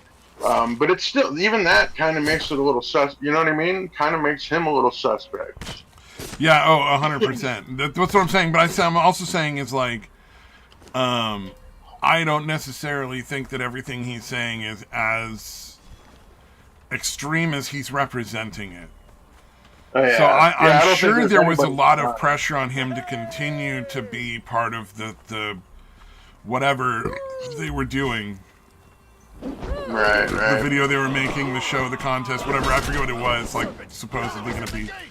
But whatever piece of content was going on, I'm sure he was like, there was a lot of pressure, like, hey, we really need you to, like, try and last this out. But I don't think it was one of those things where, like, he really wasn't able to say no. I think he just didn't want to because there's a lot of money at stake. Yeah, and I understand where he's coming from. The dude was in quite a bit of debt. Yeah, I understand where he's coming from. That's a lot of money, and in and of itself, that's sinister in its own way. But a lot of the ways he was talking, it was sounding like he really didn't have a choice, is the way he was representing it. And that's the part where I'm like, I don't know that there was no choice for you. Yeah. I'm sure you could have left whenever you wanted, and you were not a captive. They would not have like, tied you the fuck to the bed and kept you there. They might have insisted on a psych eval or something, but maybe, I could see that being the case where, like, whoever was in charge of, like, supervising mental health for that thing, if there was somebody, maybe I could see, if it was, like, a professional, them going, like, oh, okay, this is crazy. As far as the situation goes, there's a lot of, like, real potential issues, so we're going to require you to have a psych evaluation with somebody before you leave the property. I just want to make sure that you're not suicidal or something along those lines, Yeah, it sounded like there was definitely some oversight that should have been happening that wasn't. And I'm sure it was. It was bad for sure. It sounded like the conditions were pretty atrocious. But at the end of the day, for sure, you're a fucking grown ass man. And as much as you may not like it, you're still responsible for the decisions you make, and you still have to say, like, hey, I chose not to leave because I wanted that money. Yeah. That's not Mr. Beast's fault. Because again, I don't know if he was, like, going to try to claim now that, like, he felt, like, threatened to stay or something. Like, no, dude, you must know they're not going to fucking keep you against your will. Like, they might try to fucking talk you out of it and be very convincing. But I'm sure you were free to leave at any time. Like, I don't think they were going to go that far to actually fucking hold you against your will. So yeah, it's a little odd for adult humans to try to claim that shit. Yeah, if it was like a high school kid or something, alright, I could see that. You're not allowed, you can't leave Mr. Beast's thing because it's, like, he's such a popular guy. You're 12, you're 14 or 15 years old, and here's this celebrity, like, who wants you to, like, oh, I really want you to pull it out for as long as you can, man. That kind of shit. I can understand that being a real, genuine, like, difficulty understanding that you can just leave at that point. But yeah, it's one of those things, and again, it's becoming so common nowadays. But it seems like people are really struggling to understand that there's not necessarily a good side and a bad side to any of these, or it's not good and bad people, I should say. Like, it seems, again, way more often than not now, everybody's awful. In any of these situations, just everybody involved is fucking horrible. Yeah, if it's somebody famous, they're probably a terrible person most of the time. Yeah, but again, just any of this shit that happens now, it's like, oh, okay, they might be on the right side of, I don't know, the law or morality, whatever, but they're fucking horrible people too. So, like, yeah, it just seems like it's a mindset that's still being lingering. Well, and there's also You know what I mean? a lack Everybody's of right, and good personal people. responsibility in a lot of cases too. Like Yes, it's yeah, yeah. The never my fault. narcissism. It's always somebody else's fault. It's things happen to people a lot, and it's like, no, you Yeah, made and they have no decisions. agency. Yeah, they try to pretend they have no agency in their own fucking existence. It's like the rape by regret things, where it's Yeah, like, the yeah, person is clearly was totally into the sex at first, and it didn't work out for whatever reason. Like, the chick he didn't love her, or she didn't want to like date him again, or whatever. Like, their parents disapproved. Now they regret that they had sex with yeah, this person. Any yeah. number of Now they want to go situations. back, retroactively claim they were raped, Yeah, and even it's though it was like, no, you completely made a conscious consensual at the decision to time. have sex with that person, and you can't turn around and Yeah, claim that they took advantage of you dude. and There's forced you to some do anything because they weren't in a dude. position to force you. Damn it, I don't know who they were because I came in late on this, but there was some girl I was watching just a couple like earlier, a couple hours ago. I know the dude's name was Ali, but I don't like what if he has a. I Oh, assume he's yeah, some I kind of remember that. It creator. was like that guy who was. Oh wait, no, I'm thinking of something else. Never mind. Okay, yeah, but anyways, there's this chick that's going this whole thing, and it's pretty obvious that she's completely full of shit. But yeah, she's kind of doing that bullshit, trying to claim that she was coerced, even though, like, even the shit she's showing kind of seems like she's more the aggressor. Which, again, if it's a popular content creator, it probably was just a girl essentially stalking him. But dude, anyway, she's putting all this bullshit forth, and we're watching it like this doesn't say what you're saying it does. This doesn't make the guy look bad. Like, what the fuck are you trying to pull here? And at one point, like, for some reason, her ability to suck a cock came into question, and she wanted to make it clear that she's not bad at sucking dick, right? Oh And yeah, then no, she that's a asked, totally normal thing to claim yeah, that somebody yeah, forced you to yeah, do if you. dude, this is the best part though. Listen, she asks her chat on this live stream. Okay, guys, any of you guys whose dick I've sucked, let me know. Let me know if I was good or not. I'm like, I don't think that was a joke. She wasn't joking. She's literally blown guys that were listening, like watching her in the chat. Well, a like, lot how of do you those think things. that's I a mean, you good do thing realize to that a lot say? of the so like OnlyFans and Twitch streamers and stuff. There's the ones that everybody knows, right? Like there's fucking red hair lady that everybody thinks is hot, who I find atrocious. Yeah, Amaranth. Amaranth, yeah, like I don't find her attractive. Like the personality is just so awful that I don't understand how anyone would ever want to be involved with Yeah, her. no, Like it's the just, same. No, yeah. I get that she's physically beautiful, but yeah, I hear what you're saying, dude. But Um, even like a physically beautiful person can be repulsive when you yeah, look you at can them. kind of You know see. what I mean? Yeah, when you know what kind of people they are. Yeah, Yeah, absolutely. exactly. That's what I'm saying. She's physically attractive, but mentally repulsive. So that even though you look Yeah, at her and you see an attractive woman, you're still repulsed, and you're like, oh, this is fucking disconcerting and gross, and I don't want to be around this person. Like, yeah, because yeah, absolutely. I've had to dance with people like that, where I find them just mentally revulsion, but they were trying to like fucking there was social maneuvering involved Mm.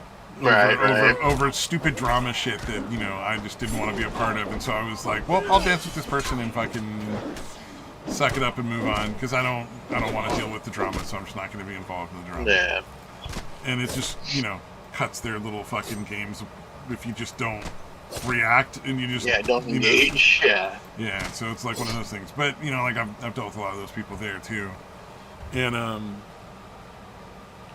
the thing that always gets me is how many people really like that person. But yeah, as far as Twitch goes, there's those people that are big like Amaranth who just like sell porn and stuff. But the smaller streamers that are selling like sex, like they're just looking for Johns. yeah, Like same yeah. and on OnlyFans too, it's just a whole higher level of prostitution. Like if you pay them enough that's what I was money, thinking. yeah, you can meet up with them somewhere at some nice hotel and have sex with them. In most of those Because I'm cases. like, how many hundreds of cocks have you sucked that you think there's going to be a bunch of guys in the chat that can say if you're good at it or not? A lot. You know what I mean? A fucking yeah, lot. I'm like, I don't understand how you don't know how that makes you look bad. You know what I mean? Like, if there was one guy, maybe two guys, but the way you're talking, you're expecting a lot of responses to that question. Yeah, that was the part. Inquiry. That's the part that makes it kind of fucking crazy. It's like, how did you clearly you thought there was going to be a lot of people going, oh yeah, no, she's great at sucking dick. Which is, you know what? I'd say that's a skill you should be proud of. Like, that's a skill that a lot of people want you to have, and that you should absolutely be proud of it if it's a thing you want to do for money. I have nothing against it. Not the place to announce it. I don't think you should, fucking tell everybody in the fucking, like... Yeah, bringing it up on your country, accusatory maybe you might want to keep that between you and a couple of friends or something, but, like... Yeah, and then it was weird because people like in the chat of the show was watching, that was watching her shit. Yeah. They're like, "Oh my, she has an OnlyFans? Like, what do you mean? You're shocked? You're surprised that this bitch has an OnlyFans?" The lady who had to ask her own audience because she's blown so many of them for confirmation of how good she is at giving head has an OnlyFans. What a surprise! That girl has an OnlyFans. Yeah, I was like, you guys are fucking dumb. Like, of course she had. Yeah, it would have been far more shocking if she didn't. Yeah, if you were to tell me she I mean? didn't have one, yeah, that would definitely be a surprise. Yeah, I would not believe that if for a fucking second. I would need some sort of confirmation of that one. Right, prove the negative of you not having an OnlyFans. Because it's just too unbelievable. In this case, I don't like normally asking people to prove a negative, but in this case, I'm going to need some proof that you don't have an OnlyFans. Or at least don't have one currently. Yeah. But yeah, the fact that she just felt that was, like, again, it's these, I don't know if it's just people that are so, like, have such serious, personality disorders that they're incapable of recognizing or understanding that the shit they're saying. I think that there's bubbles people get into because of how incapable people are of engaging with people who have opinions they might not agree with. Yeah, I think they get into these bubbles where they just don't realize that, like, that behavior is atrocious and disgusting, and that nobody that's not something anybody would want to fucking know, like, in public. I feel like it's a combination of the personality disorder, the narcissism and all that shit, or borderline or whatever, and also a big part of it is like the terminally online brain. Yeah, the being online all the time is definitely part of the problem. Yeah, and again, let's obviously other shit, but I feel like those are going to be the two main things. Like, you're terminally online, you're in areas that seem to support your delusions, and so you feel like saying certain things, and you have no fucking concept that might be a fucking horrible thing to say out loud and where people can hear you.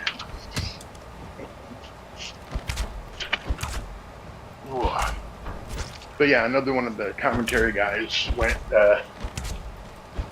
it was some guy I'd never watched. Like, I heard the dude's name before. But his name's Bo Black, so I don't know if you've heard the name before, but he was apparently one of the more popular ones. And no, I never heard of him. Yeah, some of the shit that, like, he had done and, like, tried to do was like, what the fuck is wrong with you, dude? Like, I was kind of amazed because apparently some other dudes did kind of cover for him, because he was one of the people that seemed to, like, he's autistic apparently, and he also has, like, I think he had claimed to Nicholas Diorio that he had BPD and that he was getting treatment for it, And like it seems to me that he's one of the people that has been constantly getting away with shit by blaming his autism or like that kind of shit. You know what I mean? And people have been giving him a pass Yeah. for some really shitty behavior. Oh yeah. But yeah, finally he's kind of gotten called out for it, and he's still trying to do the same shit. And everybody's like, "How does he think this is going to work?" And I'm like, "Because it's been working his entire fucking life. That's why he thinks it's going to work. That's why he thinks saying this shit is acceptable." I wish I could remember specifics, but I can't at the moment. But dude, it's just some wild shit, man.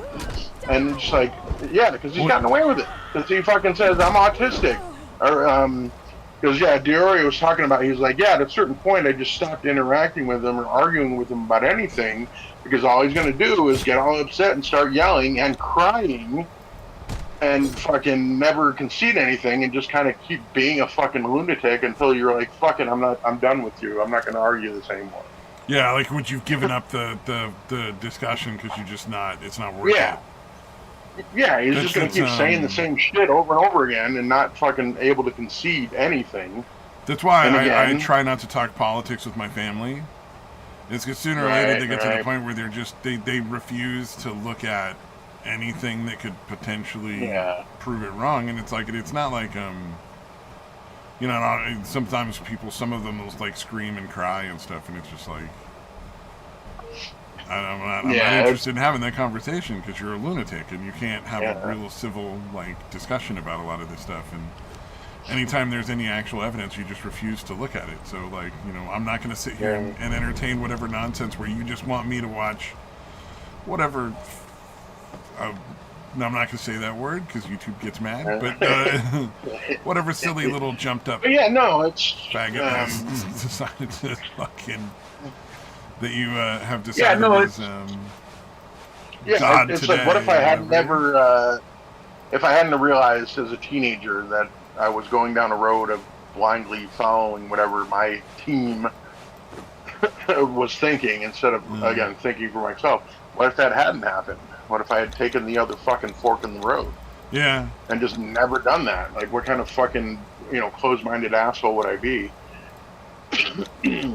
And what would I still be supporting? I assume I'd be like Destiny. Oh, yeah, Destiny's so fucking obnoxious. Oh, he's so dumb. Yeah. Dude, yeah, and he's fucking... He's like a smart, dumb guy. You know what I mean? Like, he's smart enough to understand some of the concepts of stuff, but he's not smart enough to understand that, like, just wanting your side to be right doesn't make them right. And it never will, he'll know, find like, all kinds of... Yeah, he'll obsess over, you know, he'll, like, fucking research shit, like, obsessively. But again, only pulling shit up that's supporting what he already thought. Exactly. Like, you're not willing to, like, try to disprove your own theories, and you should always be trying to disprove your own theories. Like, that should always be the case. It's like... when I first heard the accusations about the eating cats thing, like, all this stuff going on back and forth, like, Trump's just making it up, the Haitians are really eating cats, you know, blah, blah, blah, blah, blah. All of this stuff that says it's not true is not... It's just like Trump is bad, Trump racist, and it's not like, no, we went and talked to a bunch of people, we haven't found any actual witnesses. There's no, you know, like if they were like, hey, look, we went and investigated this because, hey, you know, it's a serious accusation and it's being made by one of the people who is running for president, so we should, you know whether or not what they're saying is true. It's kind of an important thing to know.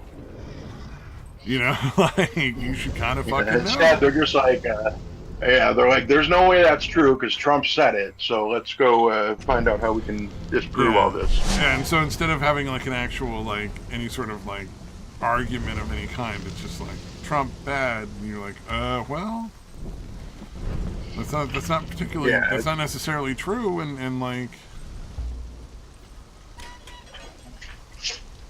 I don't know, just the whole thing, it's like... Yeah, it's gross, dude. So silly. So silly and so dumb. Indeed.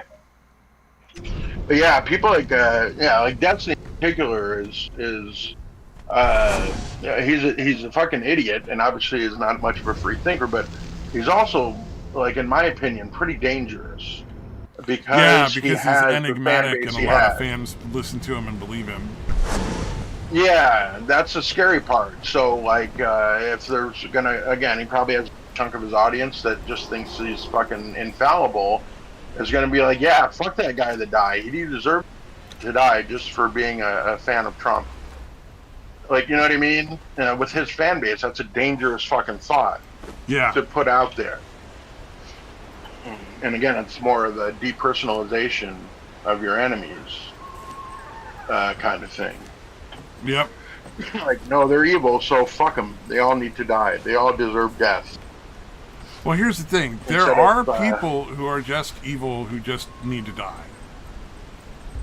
Yeah. Oh, yeah. No, definitely. Like that's true. Like Jeffrey Dahmer was one of those kind of people. Like you can't redeem somebody who genuinely believes that if they're given free reign that they can kill people and turn them into sex zombies. Yeah, Like, to try to that's dissolve fucking their insane. funnel or There's whatever.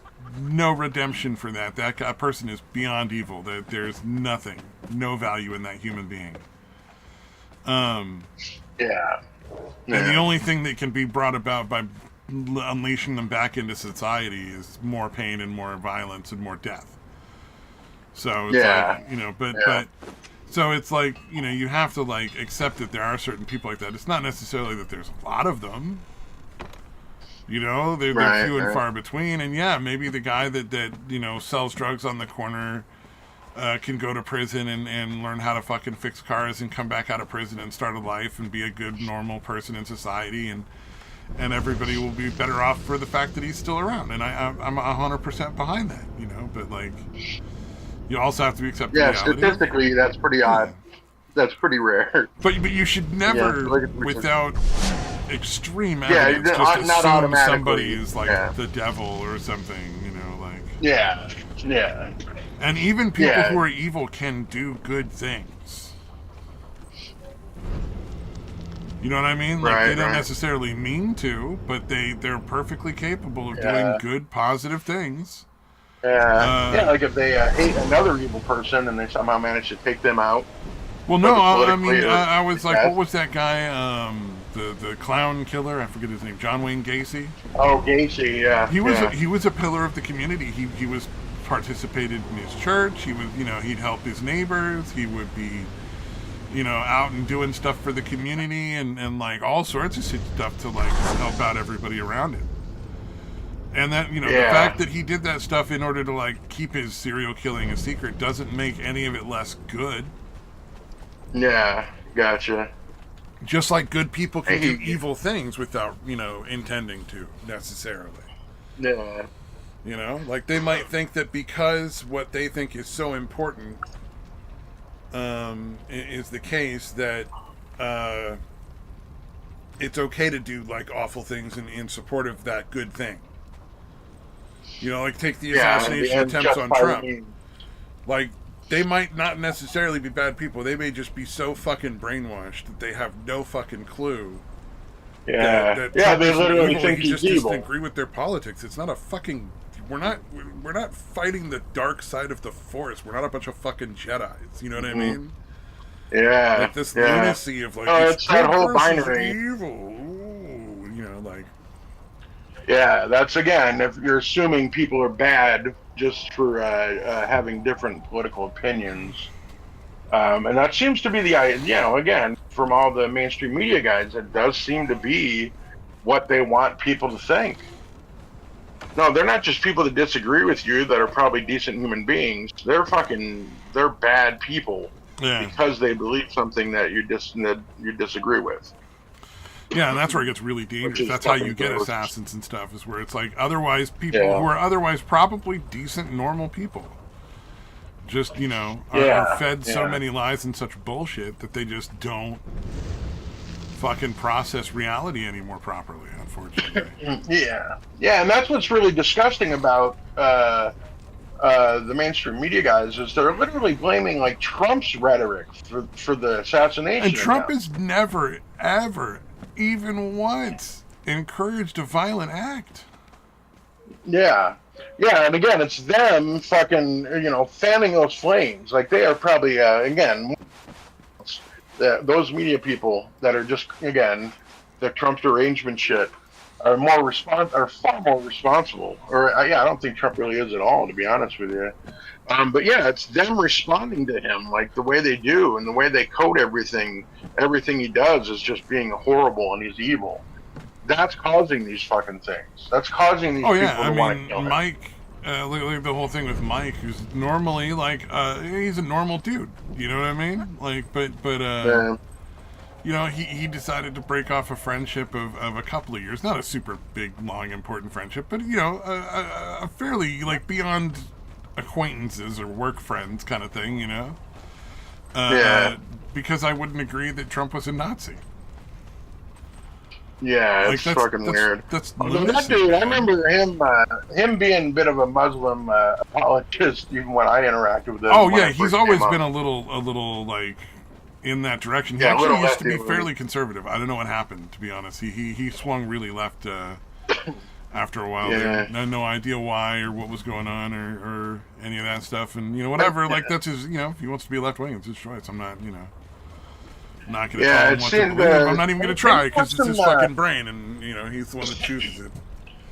Yeah, because again, I don't know much about him because he stopped coming on shortly after I came on board or whatever. Well, and Didn't he have some ironically, kind of shit with his family? yeah, no, he was That he was had like, sole custody of his kid because his ex-wife was so terrible. Um, there was that You're Not the Father people, like those talk shows and stuff. oh yeah, yeah, There yeah. was a Jerry Springfield tape that was part of the evidence in his trial. Oh wow. Like that's how fucking Wait, crazy this wait. bitch He went on the was. show, or you're saying? She went on the show, yeah. Wow. Okay. Okay. Wow. That's fucking So yeah, awesome. there was crazy stuff that was going on there, and so she was like a junkie and all this other shit. So obviously had no business with the kid. Yeah. So he had his own kid, and I always thought I always respected that. Like hey, that's rough. Being a single parent's not easy. It's really Right. difficult to Right. do, especially when you don't have any contact with the other person. Like that kid doesn't get to Yeah. go spend time with mom at all. He was well. Yeah. Actually, It's a he had a rough lot of one. custody issues. He was dealing with a lot of custody issues. She kept fighting it, and he kept winning too. Right. But Right. he kept his kid away from her. But Yeah. other than Yeah. that, Luckily he with worked for mine, the it was one and done. IRS for a long time. And he was like a gamer, like played Minecraft and all that stuff, and he was super into he was super like anti woke and all that kind of stuff for a long time, and very conservative. I think what happened to the other guy, Classholes, that used to be on there, is I think he went to university and got brainwashed. Yeah. I gotcha. I think he went to college and then he stopped talking to us because they just fucking scooped his brain out with Yeah. That totally pussy or fucked his something. brain up. You know, Right. Right. Yeah. unfortunately. I think Engelhardt was by the time I did the show. Came on. Engelhardt was the only one left, right? Yeah, and he From the was original getting weird and crew. like he wouldn't do the show anywhere but from my house and stuff, and it was just like, Yeah. hey man, I love hanging out, but you gotta like, there's not really Yeah. any You room can in do my this from your room house, for more than weirdo. one person. It's not a social thing. It's just like I just don't want to have somebody sitting right there. And he was starting to get real weird about left wing shit too. Like he was starting to get kind of over to the dark side there. Which is again, it's like Yeah. fine. I don't agree with him, but that's not a problem. But like Yeah. Yeah. if we're gonna talk No. about that Yeah. kind of stuff and you starting to get heated every time, it's like, yeah. Because like I know Mike and used to start shouting matches, but everybody always accused me of shouting too, and I'm like, but if you go back and listen, I'm not. I'm just restating my point and standing firmly by it, but I'm not yelling and screaming at anybody like he is. He's just fucking screaming like a fucking lunatic. Yeah. Although you did admit you did kind of egg him on. You did Oh, admit because that at a later on. certain point it That got wasn't funny, totally. At a certain point it got funny because it was just like, look, we're Right. obviously not Right. going to agree. Let's move on. All right, fine. I'm just going to keep poking at you because I'm not. Right. This isn't going to Yeah. bore me Like anytime if you soon. want to Like, just move on to the next subject. Like, all right, here we go. And But yeah, at a certain point, like it's almost the only way to maintain your sanity. If somebody's being that difficult, you're like, no, I'm just gonna keep fucking with you then. If you don't want to just drop this and move on to the next thing. Yeah. yep, pretty much. Yeah, it's nuts, man. Yeah, it's like again, I didn't know that guy. The Gangler was actually a funny dude, man. So I kind of missed that because he was genuinely a funny guy. Oh, they were all funny fucking guys. Yeah. Everybody that was there was fun to talk with and shit. Yeah, so I missed that. I still think it was Satan's satire that scared him off finally, dude. Satan's satire was hilarious. I don't know, man. I miss that guy. I wish he would come on, but I think he only does like the late night stuff anymore. Yeah. Oh, does he still go on like gaming channel or any of that kind of shit, or what? I haven't heard from him at all. Oh, I think gaming got mad at him and like doesn't want to talk to him anymore or something too. Oh wow. Interesting. I don't know what happened. None of my business as far as I'm concerned, because like I'm not gonna do like on a side or whatever. Yeah, it seems like from what little I've heard, he is kind of on like a, like he tried some shit and it failed, blew up in his face for whatever reason, and he's just gone on a more self-destructive kind of path. Where he's like, I'm just gonna fucking drink and do, drug and not fucking give a shit about anything, kind of thing. And I do feel like fucking with him on that and being like, dude, it's kind of played out to, this whole self-destructive thing you're on. Like, it's really kind of hack at this point. Like, you know what I mean? Being an asshole, and I'm also like, it's probably not. Yeah. I don't know. Yeah, I don't know. Like, I think he would appreciate it. I just with him that. Yeah, I would hope so. Like, dude, come on. This has been done. Get your shit together. There's plenty of famous people that did it. So quit fucking around. Yeah. Hop in there and quit biting their shit, biting their life stories, dude. Do something original. Well, and the other thing is, like, so owning a bar didn't work out. So what? Like, that sucks. But, like, well, he was working a bunch of other jobs, too, because, like, the fucking government destroyed his job. I think there was a lot of shit that went wrong for him in a very short period of time, and it cost him a lot of fucking money. Yeah. And it was basically just the government ripping him off and then not paying him back. Yeah. Like, it's funny because a lot of people don't understand that, like, the lockdowns were more than just an inconvenience for a lot of people. A lot of people lost their fucking careers, their businesses, their homes, their cars, their apartments, their like. Oh yeah. Yeah, it was pretty savage how destructive that was to a lot of people's lives. And you get these people who are like, well, it was important because we weren't sure. No, it really fucking wasn't. Because number one, we were actually quite sure. We knew exactly what the risk was. And it was nothing even remotely close to reasonable to do what we did. Yeah. There's definitely some bullshit, man. It's like how many people have died from the vaccinations fucking their hearts up, Probably in the thousands at the very least, And the sad part is a lot of them are like healthy people that otherwise would not have had any problems. Yeah, especially when you hear about like the college football players or just college athletes. Yeah, like just young athletes in their 20s. It's like, yeah, they're suddenly developing heart problems despite being perfectly dying fine. Of heart attacks in the middle of the fucking field, like. Yeah, absolutely, dude. It's fucking ugh.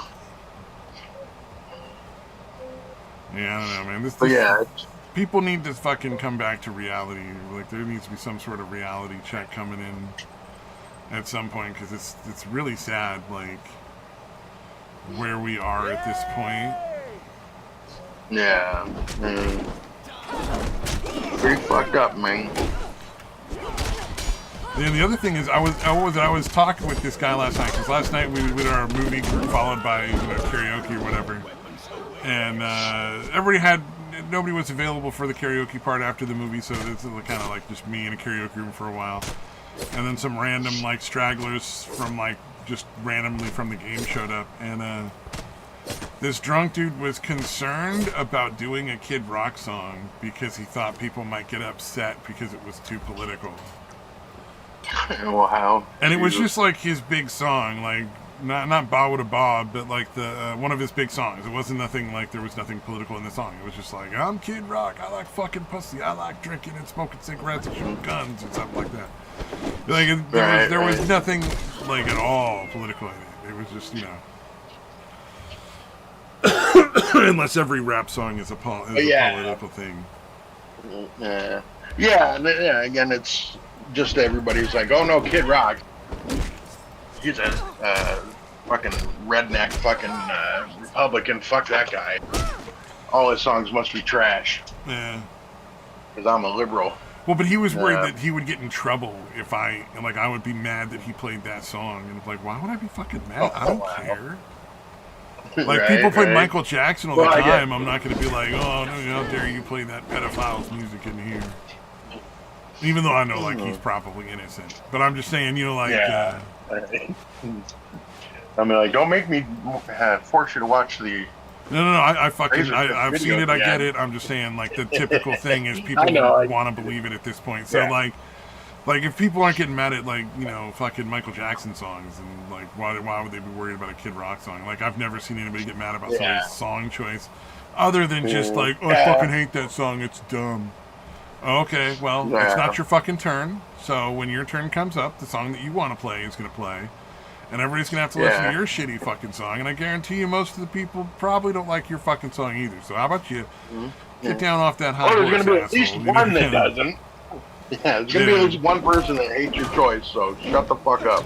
Oh, there's a lot of songs that I hear on that game where I'm just, oh, God, fucking not again.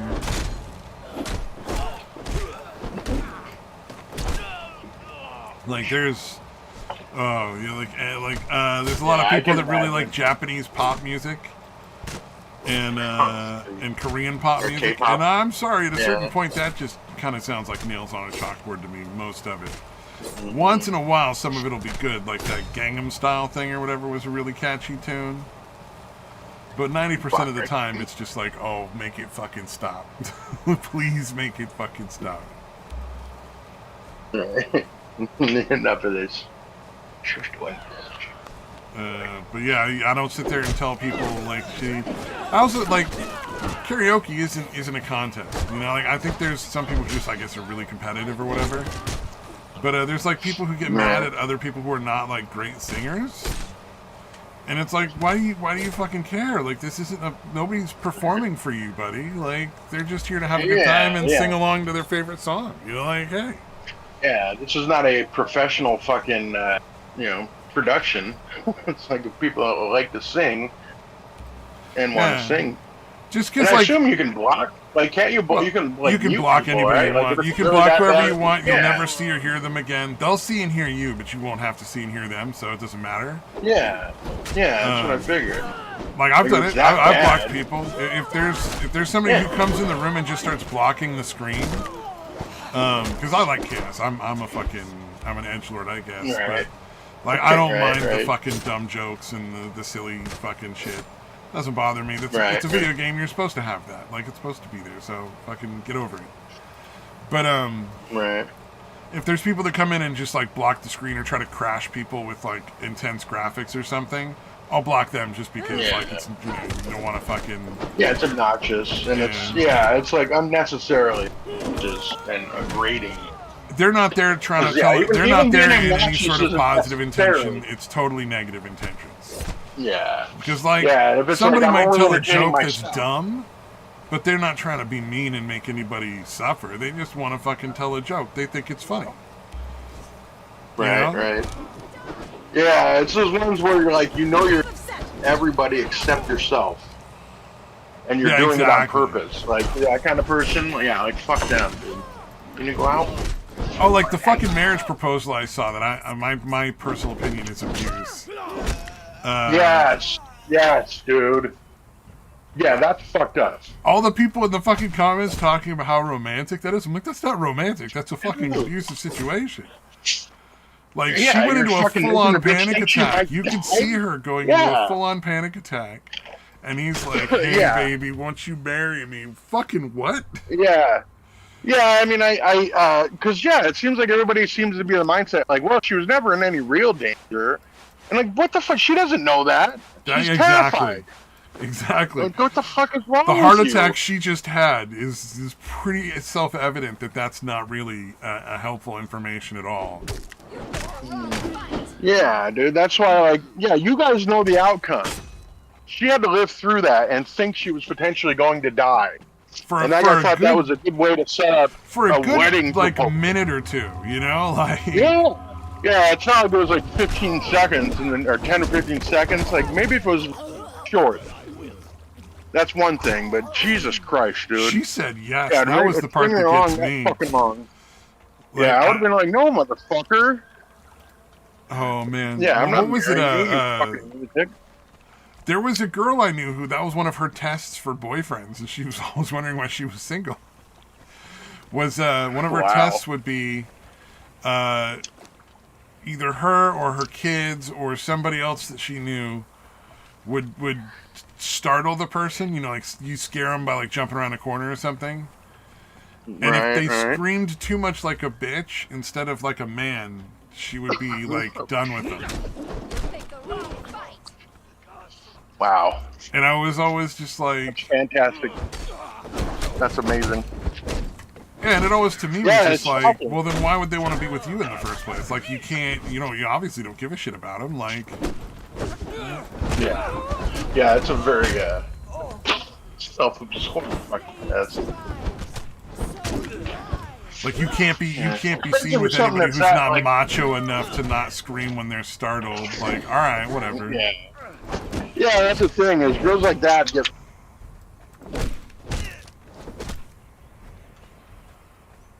Girls like that give. Yeah, because again. Yeah, oh, you cut out right after you said girls like that. You cut off all entirely. Sorry. No, I said girls like that are the ones that end up falling for the false bravado of dudes that are big fucking where it's narcissism and not self-confidence. Right, yeah. They're mistaken. Yeah, that happens a lot. A lot of people mistake narcissism for self-confidence. Like, there's a chick who's open about being a narcissist. And one of the guys in the group started dating her, and I'm like, they've met in real life, like they're actually like fucking in real life, and I'm just like, you're fucking stupid. Like, there's a lot of women out there, and the one you don't need to be dating is the narcissist. Like, the one who openly admits to being a narcissist. Get what's wrong with you? It's gonna go wrong. It's gonna go horribly wrong. Yeah, he can fix her. Yeah, that's what you don't understand is he can fix her. Yeah, I'm not sure he's not a narcissist either, to be honest. So yeah, it might be good that they found each other and they're not ruining two other people's lives. They might fit. Yeah, they both have a lot of unwarranted self-confidence. It's like the nerds that like lord it over everyone. You know that personality type where it's like, oh yeah, I'm fucking smarter than everybody. All right, sure you are. I know you think you are, but just because you know a little bit more math than everybody or some science or something doesn't mean you're smarter than anyone else. Just means you studied a particular field and a very specialized set of knowledge. And that's impressive. That's the thing with right. Yeah. No, that's what when I was fairly young, I kind of came to that realization. You know, after being in school and told how fucking brilliant I was, based off of my test scores or whatever. And then I finally kind of realized that the whatever intelligence they're measuring has far less practical application than you think it would. But then you're led to believe, I guess. So yeah, I am living proof that being super intelligent doesn't mean you're not a dumbass. Oh yeah, I could have skipped grades when I was in like grade school and shit like that. It's like that doesn't make me better than anyone. It just means I fucking yeah. was No, I better came to at that reading and realization. stuff like that when I was in grade school. You know, like whatever. Yeah, and no, I definitely had the attitude for a while of what you're talking about, of being that intelligent, making me better than everybody. Oh yeah. But yeah, eventually I definitely realized I'm like, first of all, I don't think I'm all that fucking brilliant. I think I'm just really good at taking assessment tests. And also, it was an accident at birth. It's not like something I worked hard to attain. Yeah. You know what I mean? Like, Oh it's yeah, just yeah, yeah. born that way. Well, Yeah, what I is never it? worked hard in school. You know?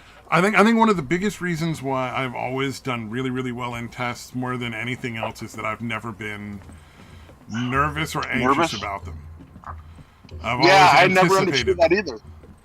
Like, Yeah, oh, yeah. you mean I get to now like prove what I know and not fucking have to deal with this shit anymore ever again? Like I can prove that I know this stuff and just move on with my fucking life. Awesome. Like I'm never gonna use like extreme like binomial like fractions and shit like that. Like, so I'm not worried about any of that shit. I think it was I can't. I think it was world history. It was when I was a sophomore. I basically was in the class and I found the shit interesting, but I could never. It was so fucking like difficult to force myself to do homework and shit that I had like a fucking shitty grade going into the final test. And then like he was kind of taking us up one by one and being like, okay, this is what you need to do. This, you get this, you'll get this grade. And like when he came up, he was like, yeah, there's no real way you're gonna pass this class. But then I took the test because again I learned all this shit. I find it all interesting, right? And I fucking like aced the test and got it. Well, it was just to a D because I literally never did my homework. Oh yeah. But yeah, like I learned all this shit and fucking I just didn't care about doing homework. I never understood it. Oh, that's the one I cared. never bothered with home. I hated homework. I hated homework because it was like, I already went over this in class. Why am I going over it again? I mean, homework was so easy and pointless. Yeah. It was like, you're not challenging me with anything. You're just making me waste my fucking time. Yeah.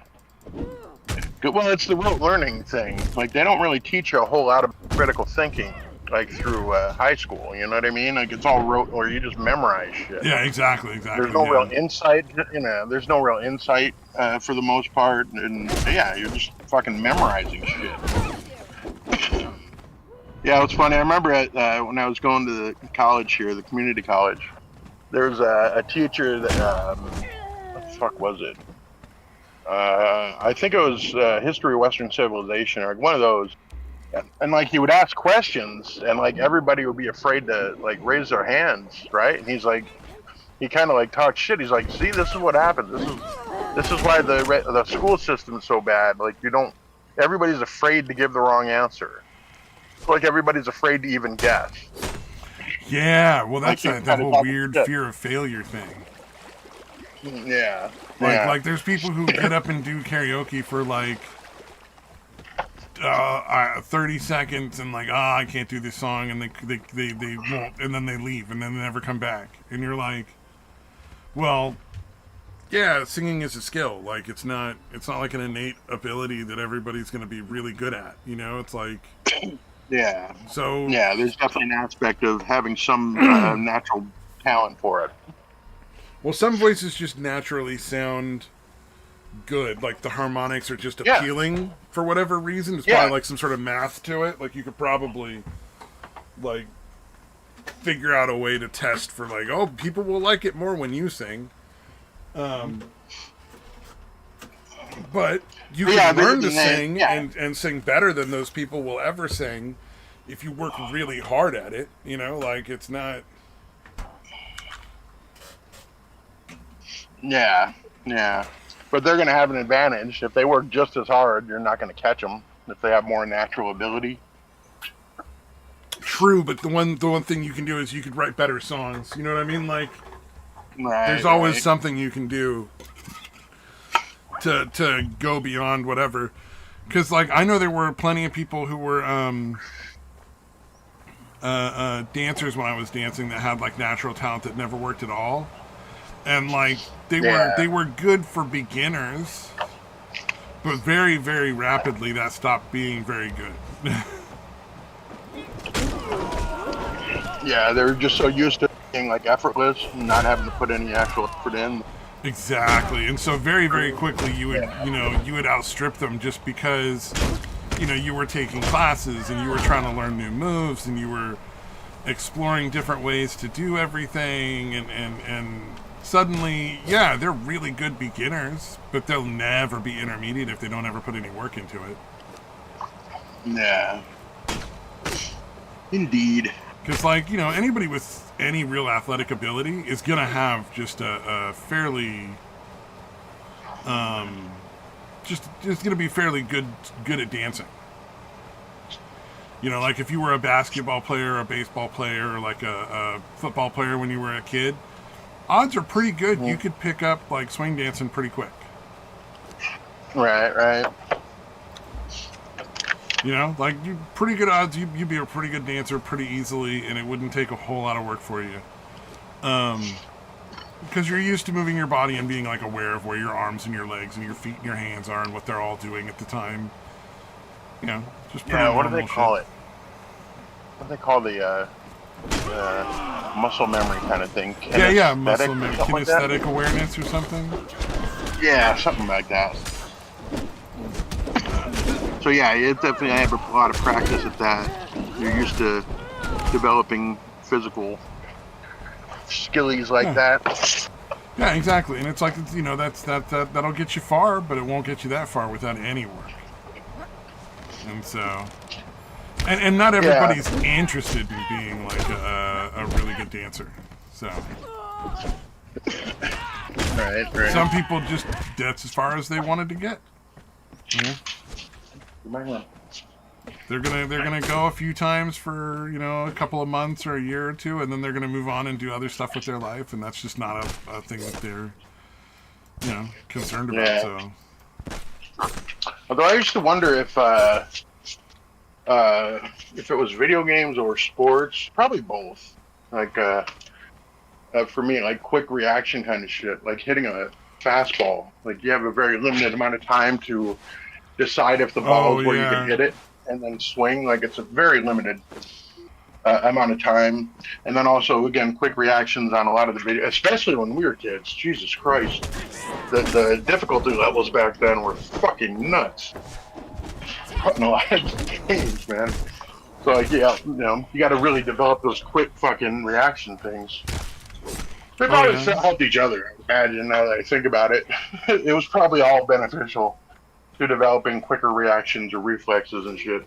Yeah, fighting with your friends is how you learn how to fight, so that, when you're fighting somebody else, you have a better chance of not getting real hurt. Because, like, friends like wrestle or play box and stuff, like, you don't necessarily are, like, fighting, but...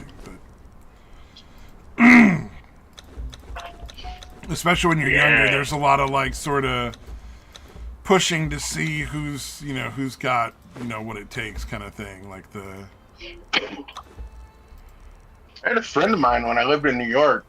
It seemed like monthly I beat that kid up. He's supposed to be my best friend. And like every month or two, I would beat the shit out of him. Yeah. Yep. Mainly because, he would always fucking talk shit behind my back, and then I fucking beat him up. And then for a while. When you're a kid, that's like that's one of the worst sins. Yeah. Like talking shit when you're not there, like that's fucked up. Yeah.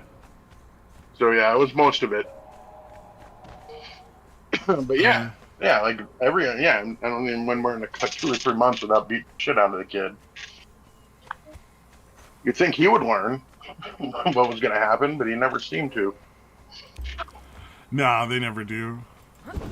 There's people that are always trying to test the boundaries and the limits in relationships. Like they never stop. And at a certain point, it can get to the where you just gotta break it off and you can't hang out with that person because it's just not.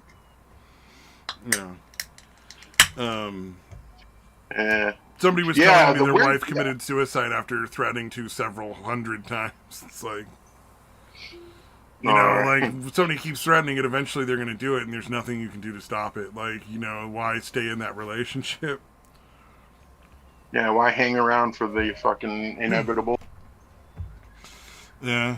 Let them fuck with you in the meantime by threatening to. Oh yeah, her whole family blames him. And it's like, well, you know, every argument was, well, I'm going to kill myself, you know? So it's like, well, I mean, at a certain point, you know. Yeah, you tune it out. Yeah, you're like, okay, sure you are. And then they're like, then they actually do, and you're like, what the fuck? I thought this was supposed to know.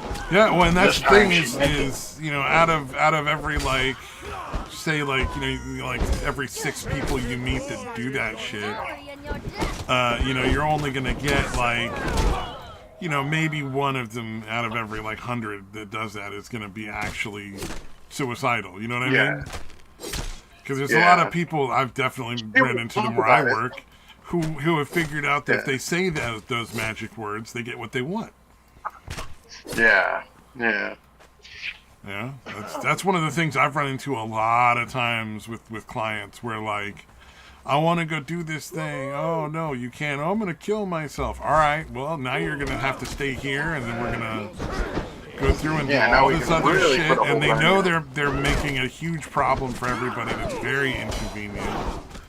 And I absolutely am fine with the process and going through the whole thing for somebody who genuinely is suicidal. Like, I don't have any objection to that at all. Yeah. But when you're not, it's a fucking huge waste of my shit. time and everyone else's time, and a lot of professionals that we have to call who have better things to do with their fucking day than deal with some whiny bitch who couldn't go to the fucking corner store.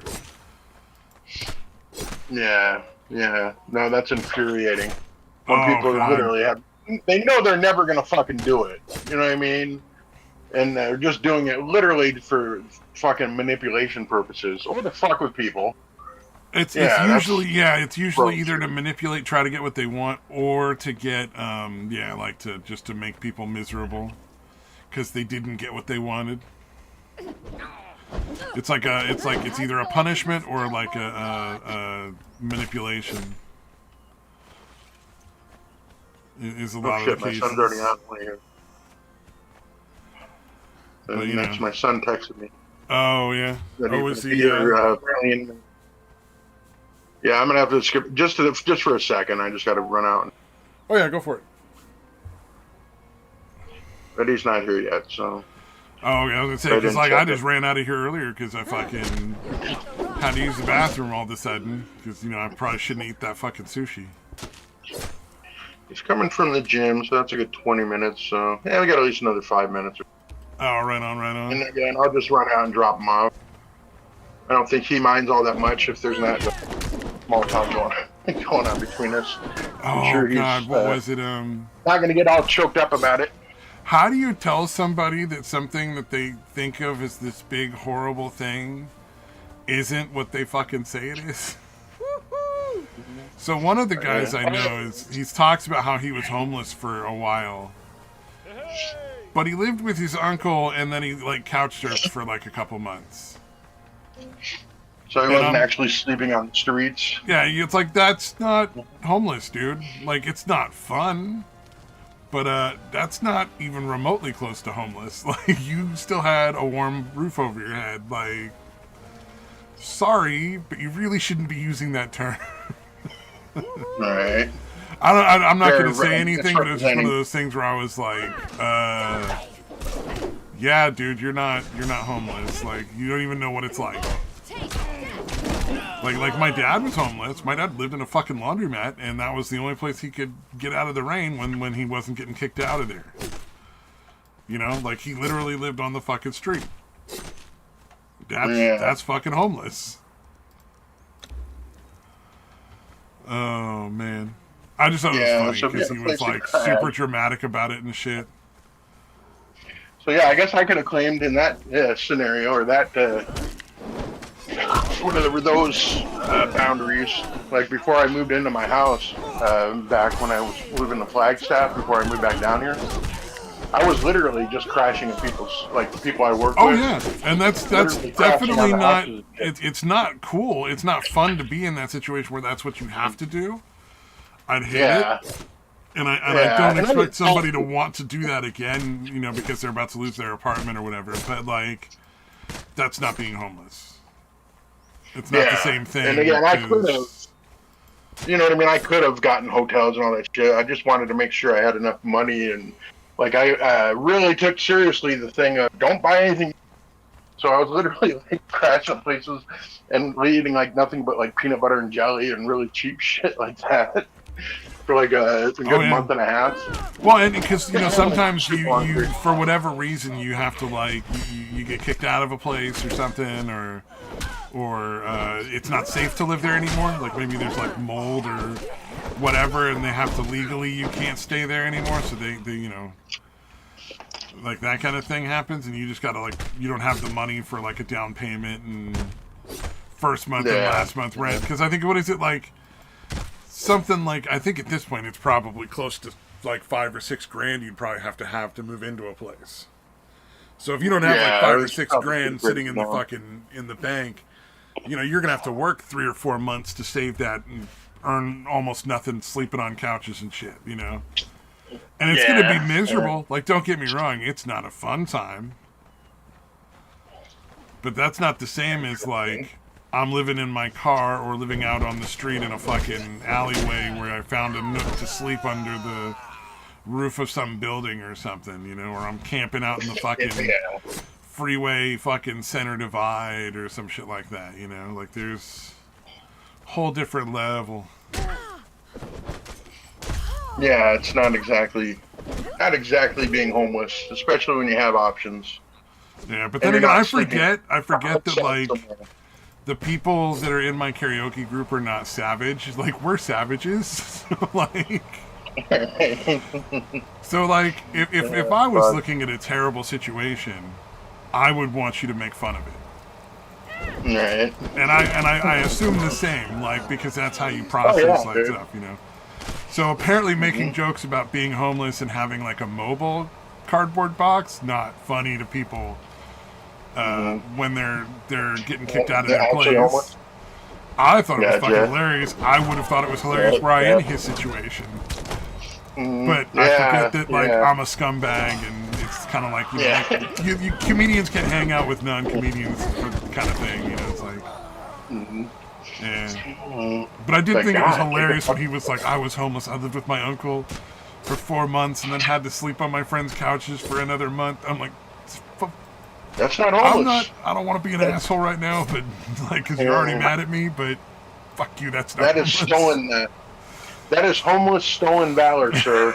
It's kind of homeless. If stolen you weren't valor. sleeping in your car or out in the fucking out Honestly, in the I don't know that I would count being in a vehicle as homeless.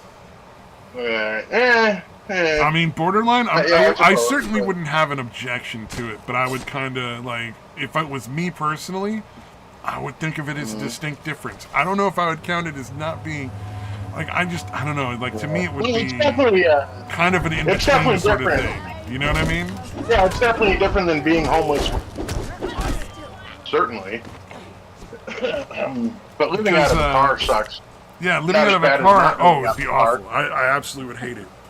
But Yeah, so it's just different degrees. I'd still qualify. you could living out of a car. You could still get to places where you could take showers, and you could still, you know, like Yeah. go. Like you're Yeah, not yeah. nearly as out of, because like if you're actually living on the street, you're limited to how far you can walk. You know what I mean? Like, Right. or if you can get on a bus, if they'll even let you on, if you're not too dirty. Yeah, you can drive to. There's usually going to be a truck stop relatively close by. You can drive through to take a shower and that kind of shit. Or you can go to Yeah, I like don't know a if you- campground or any number of things. There's a lot of options.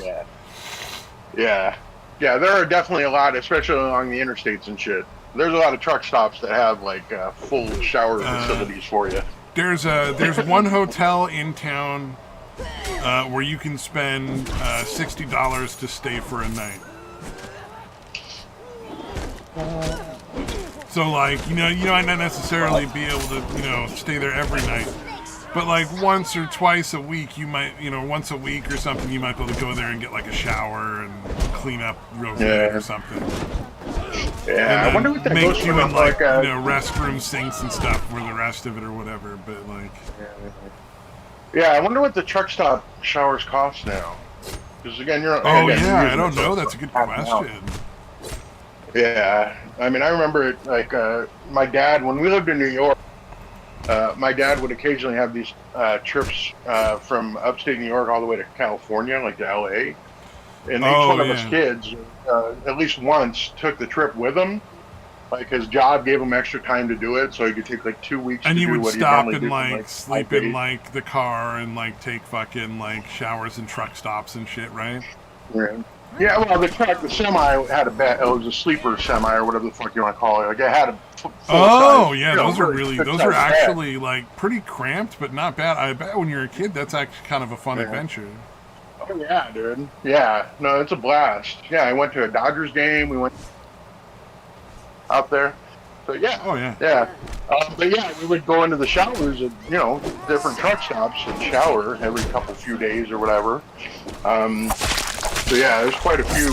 Like I said, along the interstates especially, a lot of those truck stops will have those shower rental places. Let's go, boys. That's you. All right, I'd kind of texted him that I'm just gonna drop him off without saying anything. So. Oh, no worries. Yeah, if you want to, you guys, you want to take a minute. It's all good. No, it's fine. I already kind of told him what was going down. Right on. No. Come on, Bobch. Wait, how have you not done any doggy talk for like this whole time? I'm confused. Come on, get in there. All right, there you go, man. He's out. All right. So I have. I've learned what volume to say it at.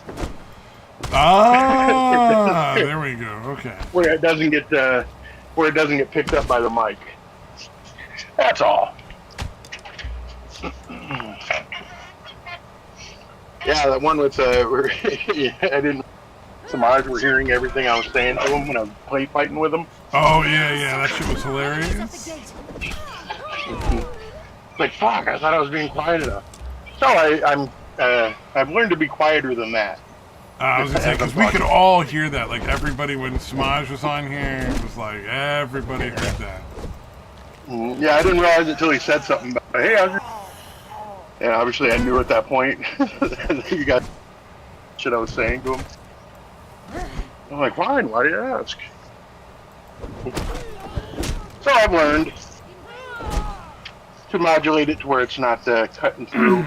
Yeah, there's like a noise gate on these Discord calls. Indeed. Like I don't think it picks up my AC unit. At least I'm pretty sure you're not hearing it running right now. Yeah, no, I've never noticed hearing an AC unit. Whereas if you're in the room, it's very clear that I'm running the AC unit when I'm running it. Like there's no question. Noise.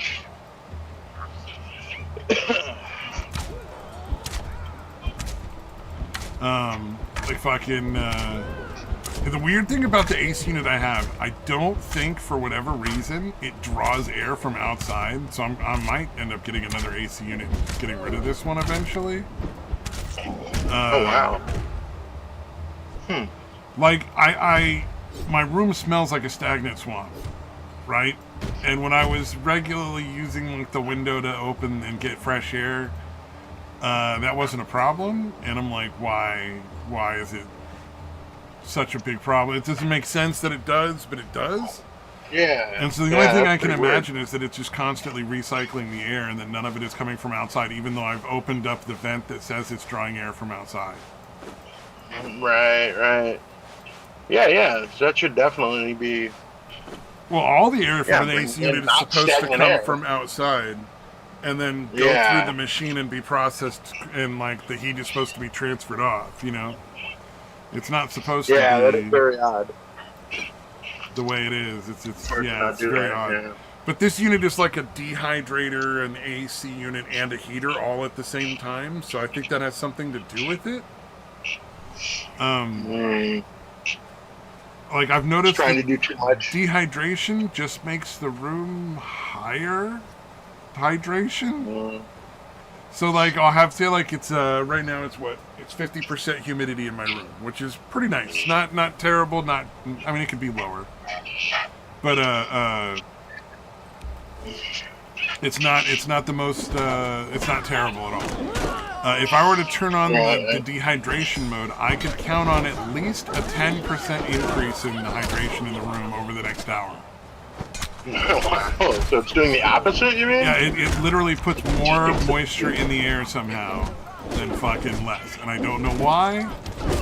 It makes no goddamn sense. It's supposed to be taking air from outside, which is, Apparently not happening. I don't know. It should be making it, like, less moist, but it doesn't. It's really obnoxious. But it is what it is, so just gotta fucking... It's pretty weird. I don't have money to fucking blow on it now, but sooner or later I'm gonna buy a smaller unit and put it in the window for just AC. It's not gonna have like the heat and the other shit in there. Yeah, my son has one in his room down there at his mom. His own separate little unit because he likes it a lot colder than everyone else in the house. Yeah, we have a normal AC unit and heater in the house, like central air and everything. I just don't like everything hot and moist. Understandable. Yeah, it's weird. Yeah, I don't understand why anybody would, personally. At least here it's hot and dry, and that really... Hot and dry I can handle. Yeah, oh yeah, dude. It's fucking way easier, dude. The other thing is, like, during the winter, they keep it way too hot in the house. Way too fucking hot in the house for me. Yeah. And I don't understand it, but, like, whatever, I just close the vent in my room entirely so I don't mind getting any of the heat. Just fucking... And that works for me. And I'll keep the window open almost all winter long because it's California, and it's not Northern California, it's Southern California where it's awfully nice, even in the winter time. Indeed. But I think that tells you a little bit about how hot it is in there. You know what I never realized until recently is that the humidity like climbs overnight. I mean, it makes sense. I guess I just never really thought about it. But yeah, the humidity like climbs overnight. Oh yeah. At least here. Yeah, here it does, like majorly.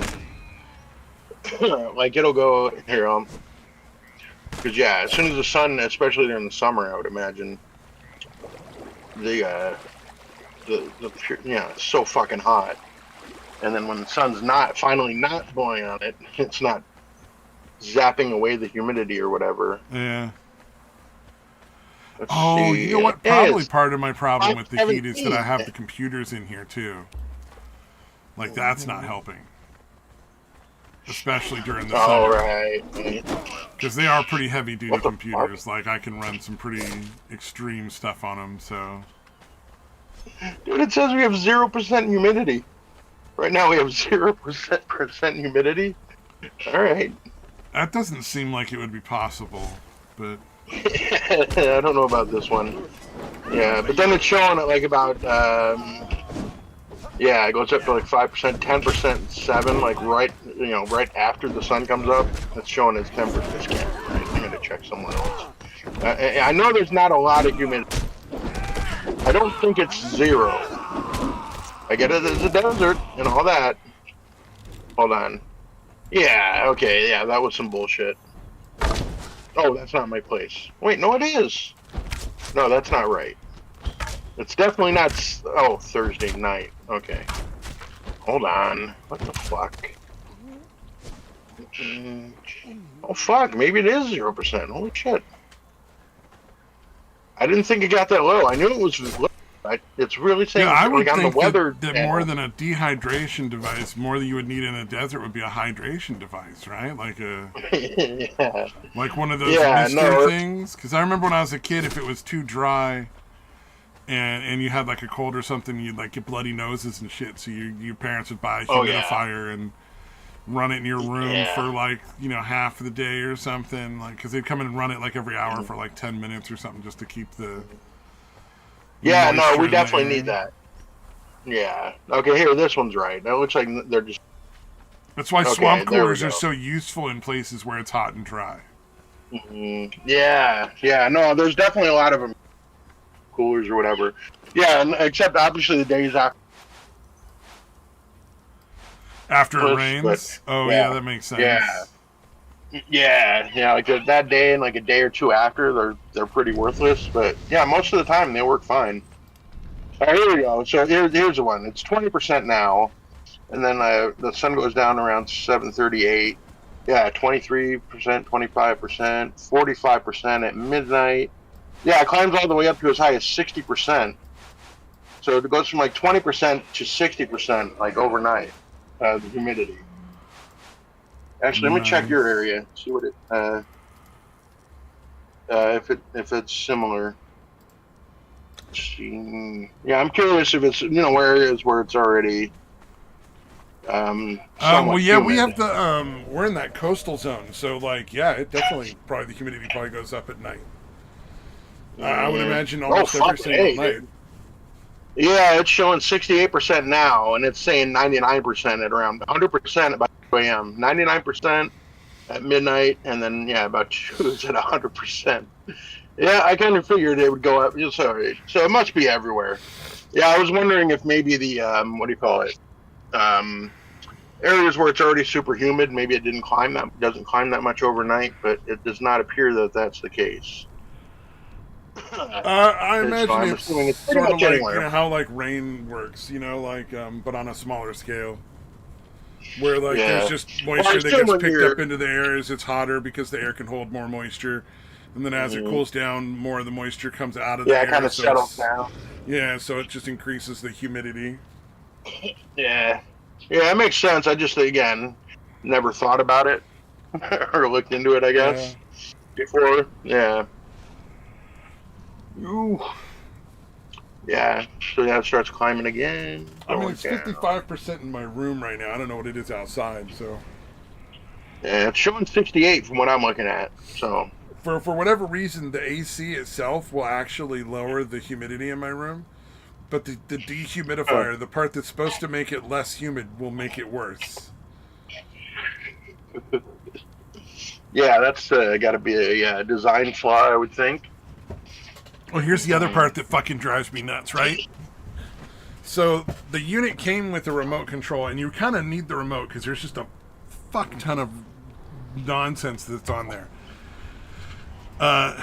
Right. I don't think I've ever had a situation where I've had to press the button on the remote less than a dozen times to make it work. Oh goddamn, dude. Like, I'm sure you can understand that is fucking Infuriating, infuriating. Like, so fucking makes you dude. so angry. And I don't think anybody would ever be like, oh, that's unreasonable. I think they'd all be like, yeah, no, that's obnoxious. Yeah, any more than 2 or 3 times, I can understand. Well, and Yeah. here's So for it to get to that number, here's the part that's extra special. So when it finally does work, first it beeps, and then if you don't press the button again right after it beeps, it won't it actually doesn't turn do it. on. So you have to hit Jesus. button once to make it beep, and the button a second time to make it actually turn on. So it's almost like And an "Are that's you after sure?" you've remote. spent like a half a second, a half a minute just clicking the button over and over, pointing the remote at the unit 3 feet away from the unit. It's almost like you have to wake the unit up, and it's a very heavy Yeah, sleeper. exactly. It's very much like that. Like getting a kid up for fucking God high damn. school and shit. God damn. Like the last thing in the world they want is to get up. It is fucking infuriating. I hate it so much. But that's just, Yeah. I already That's have it, understandable. and it would not be worth the amount of money it would take to ship it back to try to get money back on it. And it wouldn't have been Yeah. once I had it here. But now I know, and next time I'll be more careful when I pick an AC unit in like a year or two when I replace it. And it'll be a much smaller Yeah. unit. And I'm going to look for something that has like an exhaust feature. where like you can just turn on a fan and it either just sucks air into the room from outside or blows air from the inside out of the room. Yeah. So like if it's super hot and you want it to fucking suck the air out or whatever. Just to exchange for fresh air. Yeah, just to make sure you're clearing shit out. Yeah, I hear you. So it's not, because like, you know, my dirty laundry's there. There's like socks and dirty underwear and shirts that I've got sweat on from like sleeping in them at work or something. Because I don't, you know, I'm wearing a shorts and t-shirt and socks when I'm sleeping at work. I'm not. Yeah, you're not stripping down. That'd be fucking weird. Yeah, I hear you. Yeah, no, if I was sleeping at work, yeah, I would definitely not be clothed in the same way I am at home. Exactly. Yeah, I might sleep naked at home or whatever if I wanted to, but yeah, no, at work I'm definitely sleeping with fucking clothes on that anyone could walk in at any time and I would be like, oh, hey, what's going on? And it would be no big deal. Yeah. But goddamn, like that would be fucking weird. Wouldn't surprise me if somebody done it though. Now I have to kind of wonder, like, if I've missed the story. There was blood on the toilet apparently not long ago. Gross. They were like, hey, you gotta wipe it down and disinfect it after you get the toilet dirty, please. And it's like, why didn't you talk to whoever specifically was the one that was there when it happened? You know, like. The other thing is it might not necessarily be staff, though, I guess, to be fair, because we used to have a lock on the bathroom door for staff. So the house is big. The house has 9 bedrooms for the clients, with 12 guys staying there. And, or no, it's not even 9 bedrooms. It's like 8 or 7 or something like that. But there's enough that 12 guys are staying there on a regular basis. And they only a few of them have to share rooms with each other. And then there's a big office with a little back room that used to be a living room with a kitchenette attached to it. And the kitchenette is where we keep our medications and where I sleep. So it's like a little back room on the side there. And so there's 3 bathrooms for the guys, and there's 1 bathroom for staff. And the clients are not supposed to use the staff bathroom. Like, they're just not. Right. Because, you know, they're fucking gross. And they get piss all over everything. And they don't fucking care. Right. So, you know, I don't understand that. We used to have a lockable handle on the door for the main bathroom, for our bathroom, where we had a key to get in and out of it. But they decided that they just didn't want to do that anymore. They put a regular handle on it. So the clients can get in there even though they're not supposed to. It's just like if somebody's not paying attention, they can just walk in and fucking use the bathroom. So I'm sure that's what's going on. Yeah. Gross. Yeah. Oh, holy shit. You know, that's what they paid I just looked at the forecast. Dude. Alright, so like today it's like in the mid 90s, tomorrow 94, Saturday 88, Sunday 95 again. And then for the rest of next week, it's going to be at least 100 degrees every fucking day. Oh, Jesus. Shit. That sucks. It's September. What the fuck? Although, like, honestly, it doesn't until at least mid-October here. But it's not usually in the fucking hundreds still. God damn. That's pretty crazy. All right. Sorry. Yeah, that's so shitty. Kind of shitty. Oh, what was it? Oh, damn it! I just had a thought. Hold on a second. Oh, so Penguins are out. I haven't watched Beetlejuice 2 yet. I'm gonna watch that movie. I do want to see it. All right. But I also saw his review for Rick and Morty's anime, which I think is pretty good. It's not written by any of the normal people. It's written by some Japanese dude who's also directing it. Okay. Right. But Moist was like, there's no storyline, and I'm like, there's a distinct A and B storyline. It's very obvious what they are. Any retard could follow them. Yeah, yeah. Charlie seems like a nice enough guy, but yeah, he's kind of a dumbass. So I don't have any more faith in his reviews because I watched like the first 4 episodes and I'm like, no, it's very clear that there's an A and a B storyline, and they are because of what the storylines are about. There is a little bit of like play back and forth where they kind of make you feel like maybe you're watching one, and then oh no, it's the other storyline. Once in a while, right. But it's not particularly hard to follow. Like, I'm not a fucking genius and I could figure it out. I'm kind of fucking dumb when it comes to that shit.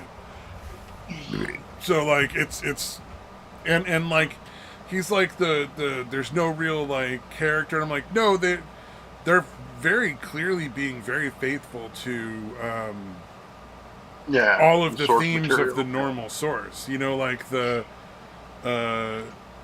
Rick's basically, like, struggling with mortality and how his family sees him and what he's given up and what he's lost in pursuit of these lofty goals that he had, and then the disillusionment of realizing that even though he thought what he was doing was like these good things, that they really weren't, and they didn't fucking matter in the end, compared to like actually, you know, having the love of his daughter and being part of his family, being with his family and having his wife and stuff. Like, so all these things that like you normally get the themes of in the main show, and I'm sure I'm missing some.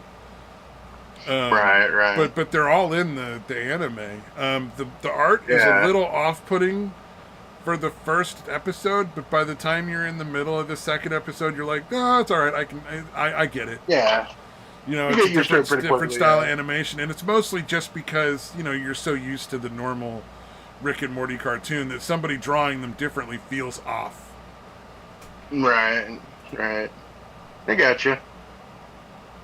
But yeah, like I said, I don't fucking refuse of any of that kind of shit. Yeah. Oh, Mr. Trump says food or something. Mr. Beast was never his friend. We actually had somebody watching. I'm so sorry.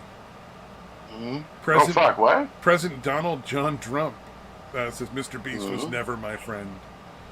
I don't know if that person is still there, but that's funny. I wonder if that's a bot. Probably. I can't imagine any other reason that any here. We're still here. Our apologies. We're not used to that kind of thing. We're definitely not used to. When I had to go take a shit for like a second, you know, that probably was it. You know. Oh fuck.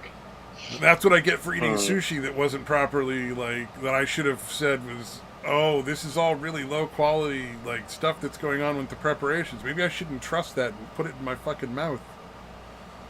It is raw fish.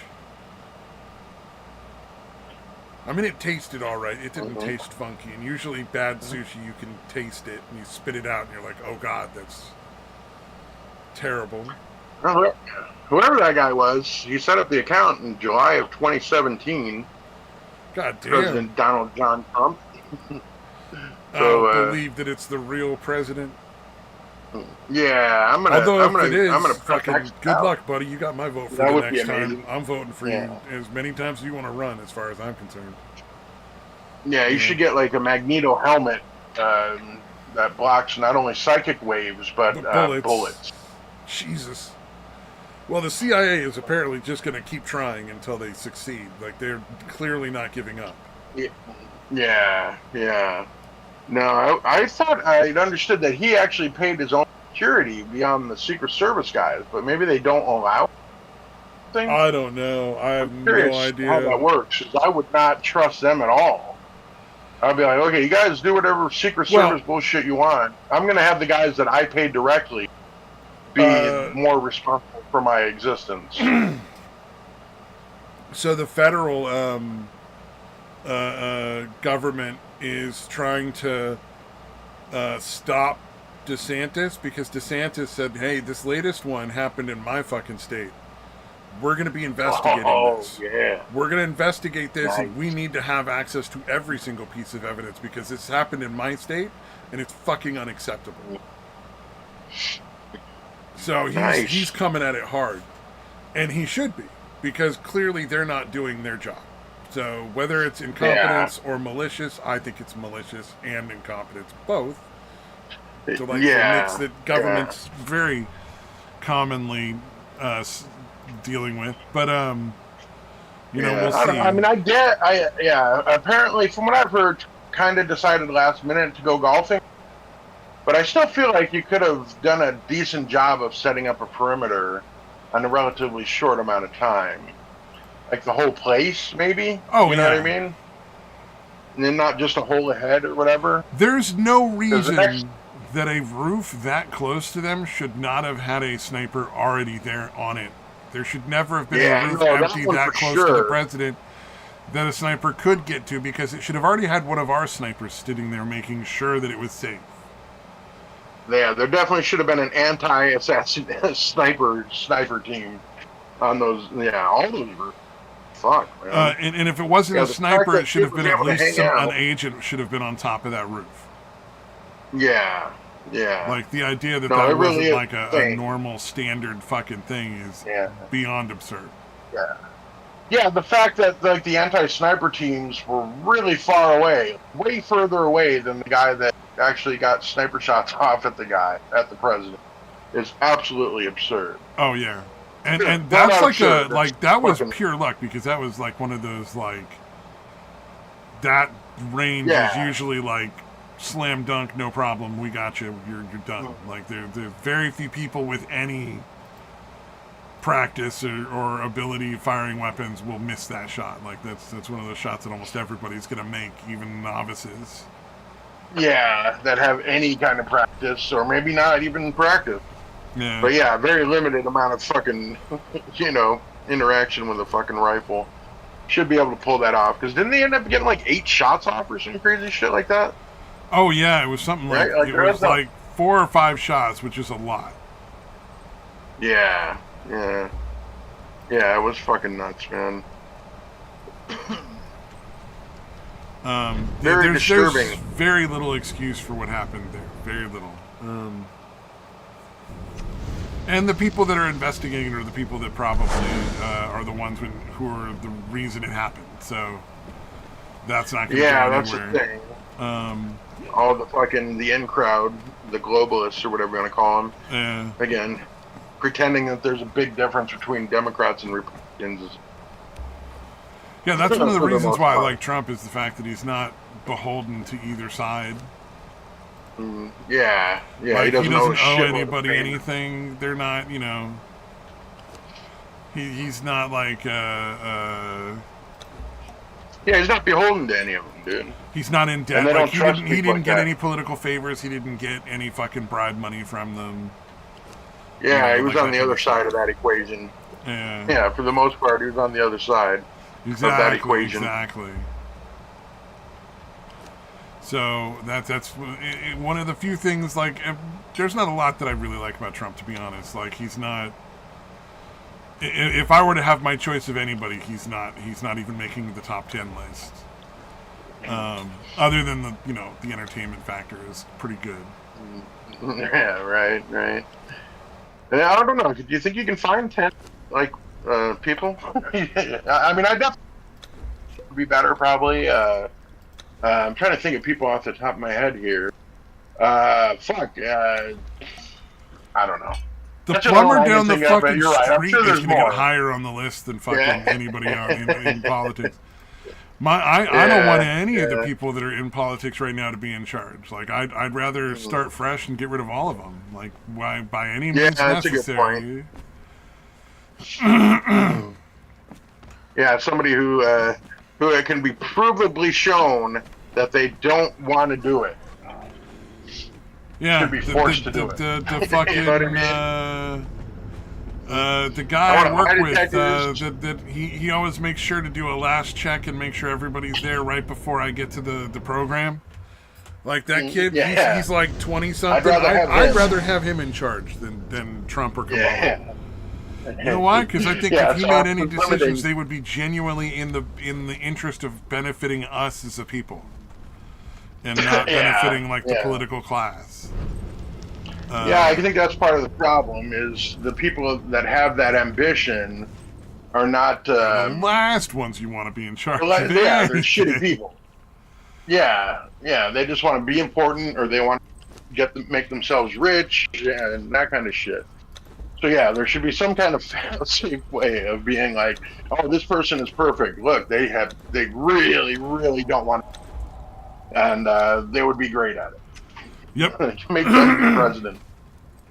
Kind of hard to get a system like that up and running. Impossible, really. Oh yeah, well, I That's mean, a the nice Greeks drink, used to though. do it by lottery, right? Like they would just do a lottery, and then that's the guy who'd be in charge for a year or two. Yeah, didn't the Rome? I thought in Rome, certain points, like literally anybody could just go decide to be part of the Senate. I think that's right. Maybe not though. I might be thinking of something else. I'm sure there was some I mean, sort of process by which the amount of representatives was cut down to like a certain reasonable level. But I believe everything they did was open to the public being there. So like, yeah, there was no. There were like meetings specific on senators, but like anybody could go there and speak in front of them, and Gotcha. give their opinion and their speak their mind or ask them to do whatever or make whatever kind of laws. So like, I'm sure there was a lot of corruption around like who got priority, you know? Right. So like maybe yeah. if you were like a poor guy from like, you know, the bad side of town or whatever, you know, whatever the equivalent is in Rome, they would, you know, you would take months for you to be able to go see them or something, but maybe that's, you know, I don't know. I'm sure it was something like that. It usually is. So. Yeah. Oh, I remember watching the when Louis C.K. was on with Shane Gillis and they were doing that whole president's thing. He was talking about it at one point where the like in the Senate or the House, whatever one of the Congresses, they like literally anyone could put forth some kind of resolution. Anybody, anywhere. Oh yeah. What they had to do, because obviously you're going to get swamped even back then, they'd really be like, this guy wants this to happen, and they're like, table it, so like put it off for later and then just never come back to it, essentially. But yeah, literally everything, like anything, any citizen that put forth has to at least be put up and then tabled and forgotten about. Like, all right, let's table that, vote to table, okay, tabled. We're never going to talk about that again. Oh yeah, because So there's always going to they be just like that it. fucking kooky guy who's like, look, I think pigeons should get votes. You know, like... Yeah, exactly. And his name is Tesla because he's in love with that pigeon. But, you know, just because he's smart in every other respect doesn't mean you should give pigeons the vote. Yeah, and when you're that smart, you're absolutely going to be insane. Yeah. That's kind of almost unavoidable. Well, he died vegetarian, penniless, and alone. So, and like, looked like a skeleton when he passed, unfortunately. Yeah. Yeah, or Howard Hughes, his life got pretty fucking whacked at the end, where he wasn't bathing at all, and he was like, he bought up the entire supply of some kind of fucking ice cream. I forget what it was, like banana chocolate ice cream or something weird like that. Like he had this insane amount at one of the hotels he was fucking living out of. Oh, yeah, the guy who stocked ran up on that ice him. cream, and that's all he was eating. He was just like fucking up on banana chocolate ice cream. Yeah, it was something weird like that, where he just bought up an insane amount of it, and just so he knew he wouldn't run out or whatever. Apparently, like the guy that was actually running was, you know, he was doing this shit for years, and then he's like, look, man, I want to at least fucking meet with you in person one of these times. Like, you know, what the fuck, dude? Because he was literally not leaving his fucking hotel room, his suite or whatever. Oh, so this guy's like running his businesses and doing all this shit, and he's like, hey, hold on, I gotta talk to you at least. Because, like again, he was... Obviously, Howard Hughes was insanely fucking wealthy by that point. But he literally told the guy, he's like, no, I can't. You cannot meet with me. You will not be able to continue running my companies if you meet. You know what I mean? Like, he kind of knew how fucking... He's like, I think you want your job enough that you're going to shut your fucking mouth and do what I fucking tell you. And you're not going to bother me. He just knew that the guy was going to be like, you're too far gone. I don't want anything happening. Like, you're not cutting your fingernails, you're not bathing. You're fucking, apparently he, like, literally wasn't getting haircuts, wasn't bathing, wasn't cutting his nails. Yeah, he was. Well, you know, bathing is fucking overrated, you know. Yeah. Well, to a certain point, if you're just never doing it, like if you're going a couple weeks, few weeks, Oh, I was being it's a little sarcastic. I wasn't serious. yeah. I mean, like, Yeah. obviously Well, you you need to can. bathe on a regular basis. I mean, how many different Yeah. skin diseases and It's- shit can you get? You know, like, yeah, you don't have to shower every fucking day. yeah. Like, whatever. I get that. You know? Yeah. No, it's one of the problems I used to have with camping. Is not, you know what I mean? If you're gone for more than a few days, it used to Yes. really Oh, rub me yeah. off. Like, after a certain point, it's so gross. It's like, oh. Yeah. Yeah, it gets tough to deal with pretty quickly. So yeah, especially like a week, it's very tough. Yeah, especially and now I honestly will go decent stretches. Not like my brother's actually was going months at a time apparently towards the end there. But yeah, I definitely can't make it certain lengths before I'm like, all right, I'm fucking gross. That stench will eventually get to you. You know what I mean? Like, even if it's your own, eventually it gets to you. The stink. Yeah, where you can't even like you normally had to tune your own stench out. Yeah. And like when it gets past that level, you're like, okay, it's fucking gross. Yeah, I'm gonna have to Like, start once burning I some smell incense in myself- my room for that reason alone, right there. Mm, Because the air's not venting out, and it's like you need to exchange air with the outside on a regular basis, or it gets real funky. I'm surprised they would. Jesus, of all the things to fail on for a product like that. Well, and that's the Seems thing. fairly I opened up the important. thing and that says like outside air, and it's not fucking it was running with it closed for like a month, and then it's been a couple of weeks, and it's still the same sort of feel, and like nothing has changed. And I'm like, that's supposed to be getting air from outside when I open it, but it's clearly not. Yeah, that's fucking crazy. Oh, have you watched any of the Always Sunny podcasts? No, I want to, dude. I highly recommend it. They're very entertaining. Yeah, I would imagine. Yeah. They're not that dissimilar from their characters. Like their characters are clearly exaggerations. Yeah. Right? Yeah. But they're very much obviously like Glenn is a lot like Dennis. Right.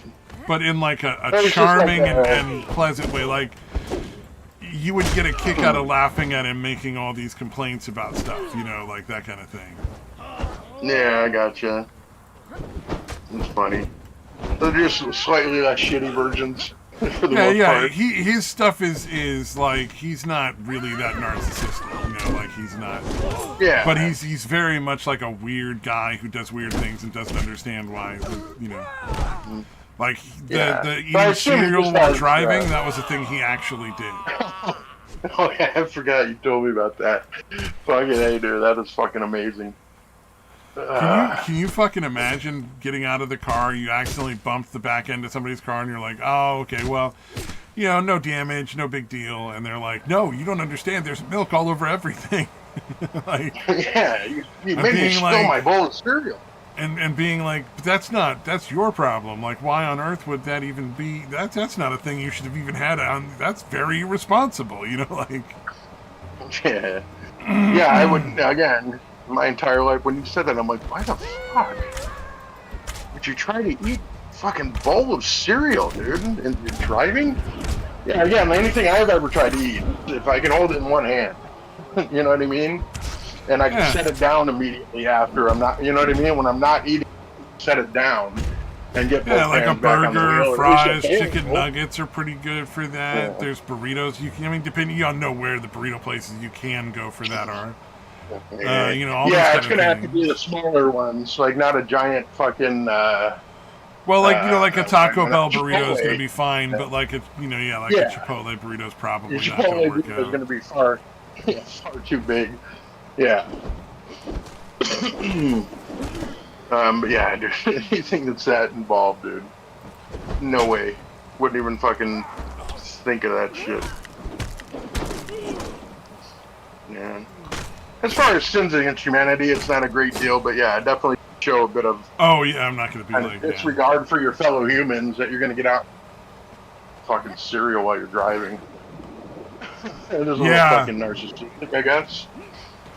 It's kind of like it's potentially dangerous, but it's also so incredibly clueless that it's like baffling. You know, it's like baffling in the sense of like, how on earth have you made it this far in life without dying? Yeah, that kind of attitude, yeah. Thinking that eating a bowl of cereal while you're driving to work is a normal, acceptable thing to do. Now what makes me wonder, though, is how many people saw that or talked about that with him and were like, no, that's totally normal. What are you whining about? Yeah, how many people what do you are like, fucking mean? No cereal? What kind of ridiculous nonsense is this? Why wouldn't I eat cereal when I'm driving? It's perfectly normal. I do that every day. How else am I supposed to get my breakfast going, you know? Like, Jesus, guys. It's fucking touchy, you know, like... Right. Like actually getting offended. Yeah. What do you mean there's something wrong with that? What am I supposed to do? Get up 5 minutes earlier and eat it before I... Crazy dog. Yeah. Also, my attempt to subtly frighten Wendigoon have so far borne no fruit that I've seen so far. All right. Sadly. I'll keep at it. Every one of the casts, I do make sure to mention somebody moving the door around as if they were opening it, just to kind of fucking hopefully scare them a little bit, but it doesn't seem to be working. All right. See if you can't get them to tie a string and make it look like ghosts are fucking with the door or something. I want to see if we can get it to the point where Wendigoon starts to think his door is haunted. If enough people are like, oh yeah, no, I've seen that, but he can't see it, oh, that's going to be beautiful. Damn. Really gaslight them, but like in a completely or mostly harmless way. I think that's mostly harmless. I don't know. Yeah. You've seen them like you've watched the Creepcast, right? Creepcast TV or Creepycast or whatever the fuck they call it now. I don't remember the exact name. Meat Canyon, yeah, or Papa Meat or and, whatever. Like it's great. Yeah. The both of them interacting is great, but at the same time, like the shit that scares them is like I don't understand how that would scare an adult man, but like it's funny, you know, like maybe they're playing a part. I don't know, maybe they're just hamming it up for the cameras, but I think they just have odd concepts of what's scary and what's like the shit they think is scary on them. This other thing here, this terrifying thing, doesn't really bother me. Yeah. I wish I could think of specifics, but I assume you know what I'm talking about. Well, like you know, like there's some times where like they're scared by things that don't frighten me because I'm like, well, that's just not possible. Like Baraska, that was a fucked up story, right? Like the one where the whole town was in on the like human trafficking thing. Oh yeah, okay, yeah. And it's like, yeah, I don't buy that would ever happen because, you know, like, I don't think people, even if they'd adopted the kids, would eventually be like, oh, yeah, no, it's cool if you just kidnap a few kids every so often because we can just get more. Like, I don't, there's no way that works in a town, like, where you're kidnapping people from your own town for that. People are gonna fucking kill you. Like, that's gonna happen. They're gonna want their kids back. You know what I mean? Like, that's just... Like, come on, we're not that stupid, are we? Yeah, it doesn't seem like you could have everybody sent on board with that in any even really small town. Yeah, and I don't think you could pay off enough people that somebody couldn't eventually find an FBI agent that would be like, oh, that's fucking awful, let's look into that. Yeah. Because, like, after they breed the girls for a long time, they just throw them into a giant meat grinder? Like, what the fuck? That just did not make a lot of sense to me. Yeah, that seems pretty silly.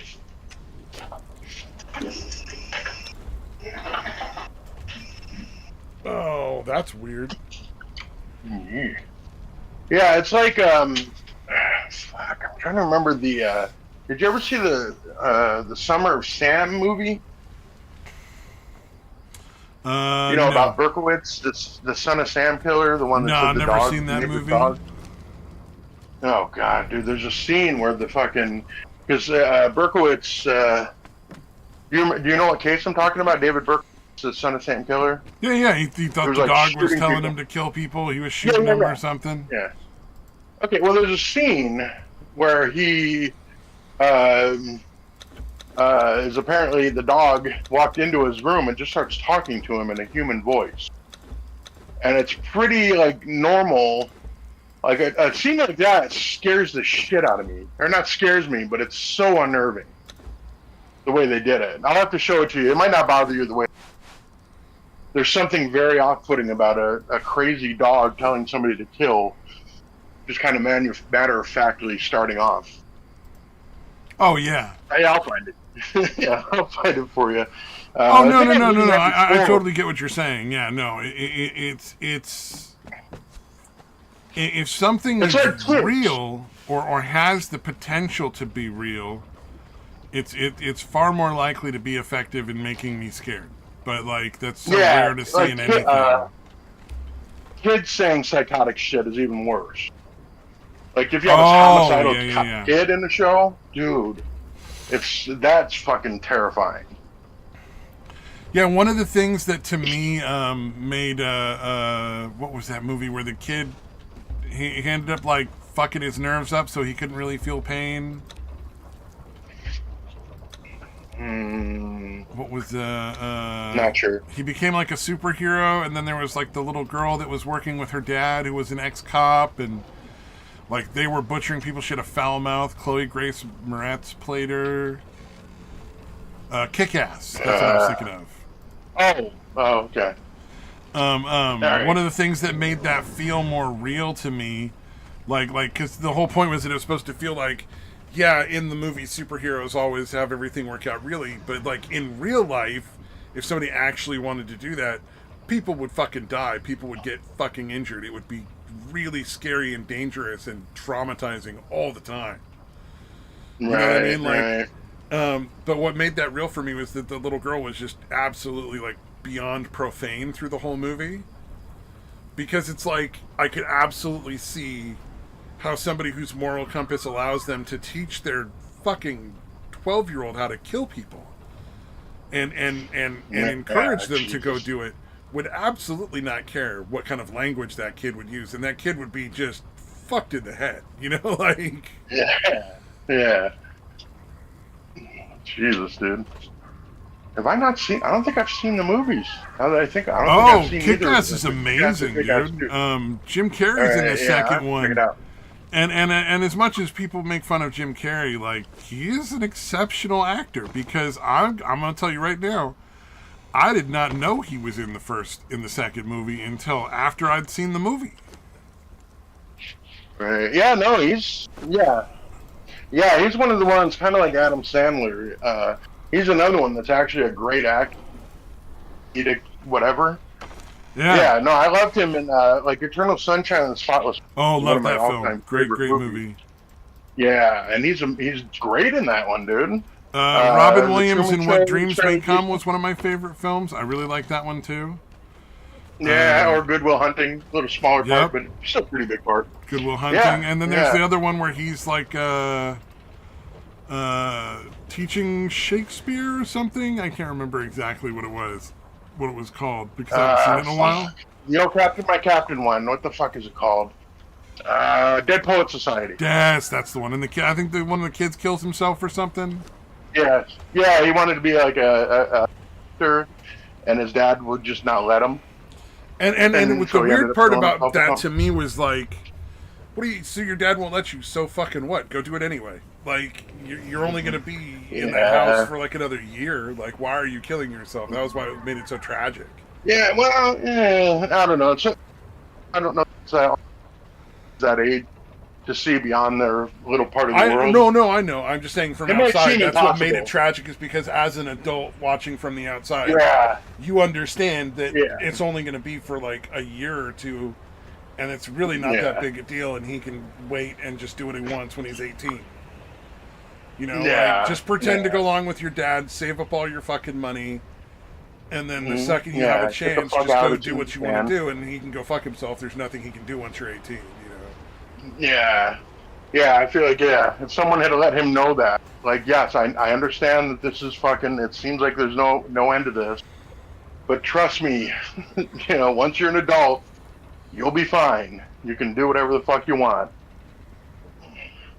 Yeah, 'Cause, exactly. yeah. And yeah, yeah, you're going to be miserable for a while, but instead of being miserable and doing nothing, why don't you be miserable and get a shitty job and earn as Mm, much money as you can, save it all up now while you don't have to pay for anything.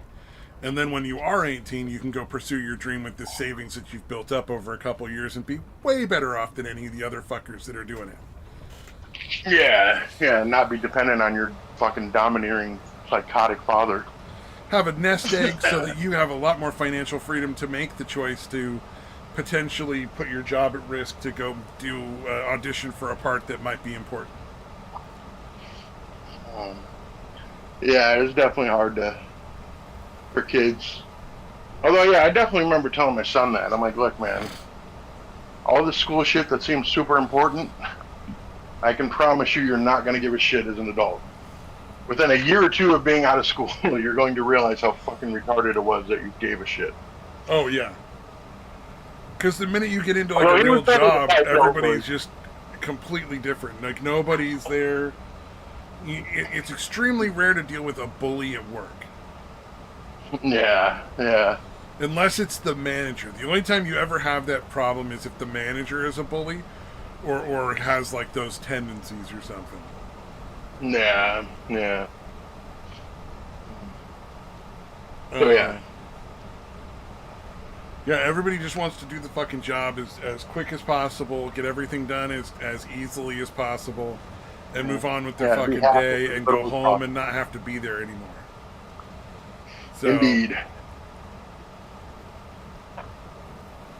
they got no reason to sit there and pick fun at you and do all the shit that they were doing because they were bored out of their minds in high school. Yeah. And in fact, people like that end up going nowhere because nobody wants to fucking work with them, so they can't get a good job unless daddy or mommy is rich and buys them a job at a company they own or something. Yeah. Yep. Yeah. Anybody who it's kind of like in oh fuck. This was from a long time ago. It's called Career Opportunities or something like that. It was with I can't remember her name. Oh, Jennifer Connelly. And the guy worked at like a Target or something, and then they got stuck in the store overnight, and there was people robbing it. But anyways, like she's talking about this stuff, and she's like, "Yeah, no. When I think back on high school, and like, she's kind of going over it, and she's like, yeah, like it's gonna be like the highlight of my life, and like she recognizes that that's fucking sad. You know what I mean? So like anybody whose highlight of their life was fucking high school, that's tragic, dude. Oh, They're usually God. assholes. So you're not gonna really feel sorry for them, but yeah, that is kind of trouble. like ooh. That's the highlight. That's the fucking highlight. Yeah. Wow, really? If you're if you went downhill after high school, that's fucking horrible. Yeah. Oh God, no. After high school is much better, man. Having money to like do stuff. Yeah. Well, shit. I remember going to the college shit, and I'm like, this is easier than high school. Fuck, man. Yeah, college is way better than high school because number one, you're picking all the classes. Number two, you can drop and add classes for like the first week or two, depending on the college. Most of them, I imagine, are probably the same. So you can go in and find out on the first day exactly what kind of schedule you're looking at with that class and how much homework and other kinds of dumb shit that the teachers are going to put on you. And most of the teachers keep the homework to a minimum. Very few of them are like, oh, there's going to be a lot of homework here because it's really important, because it's not. And they fucking know it. Yeah. You know? Like, definitely. and they're not obligated to give you a bunch of dumb shit because of some fucking bureaucracy, you know? Like, they're like, no, the more of you that stay in this class, the more likely I keep my tenure and I get to keep doing what I'm doing. So I'm going to fucking make the class worth your while. I'm going to make sure you get all the information you're supposed to get in the easiest and most entertaining fashion possible. It's usually what I found with the teachers there. Yeah. Yeah, it is nice. First day, they do kind of let you know what the course is all about. Like I remember I was taking, I wanted to take an art appreciation class, which I thought was, just appreciating art or whatever. And they're like, some projects where you do an art thing, and I'm like, what? I don't want to do that. Like I just Nope. wanted to learn more about art. I don't want to do art. So I got the drop. You know what I mean? I swapped that out for another class. I had a similar thing where I took a class where I was trying to learn how to read music. Right? So, like, read notes on a page and then play them on, like, a piano or something. Right. And they were talking about it, all this stuff. And then suddenly they started making everybody start singing. And Oh, wow. at the time, I was extremely self-conscious about that kind of thing. So it was like, oh, we're dropping this class in a fucking heartbeat. I'm not about to go through this whole class. Because I didn't... and I still don't see a point in singing in a class where you're supposed to be learning how to read musical notes. Like, I know what the scale is on a fucking piano and what the musical notes are, A through G or whatever, A through F or whatever they are. Well, I knew them at the time. But, like, it was just as an aspect of my dancing. I just wanted to have a better idea of, like, how music worked. And so it was I'll learn how to read notes and how to translate, from this to that. And I thought, but they were like, oh no, you're going to have to sing and all this other shit. And it was like, oh fuck, no, I'm out. Or like, I took a cooking class and I ended up dropping it after day one, even though it was like a 3-day class, because they took this woman who obviously had serious mental health issues and put her in my group after they heard I was a counselor when we were talking about the introductions and shit. Oh, fuck you, so guys. that bitch teacher decided she was gonna pawn her off on you? Pawn her off on me, so I would have to handle her the whole fucking time. And I was like, fuck no, I'm out. And I never took another class with that teacher again. Yeah, that's understandable. Like, bitch, I do that for a living. I don't want to have to do it in my fucking spare time. Well, and the cooking classes were fun classes. They weren't even for, like, a degree or certificate of any kind. It was just so I could go out and have a good time. Yeah. Learning how to cook fun things from other countries, man. Yeah, you had to pay for the privilege of babysitting some crazy bitch. Yeah, I paid an extra $75 so I could go and enjoy cooking for like 3 days and learn how to make Vietnamese food. I don't want to go to work again. Oh, speaking of food, it is just about dinner time and we've run a little bit over, and I need to figure out what the fuck I'm supposed to be cooking this next week and order groceries, so I do gotta roll. All right. Somebody might be listening, probably not. Either way. Somebody else had messaged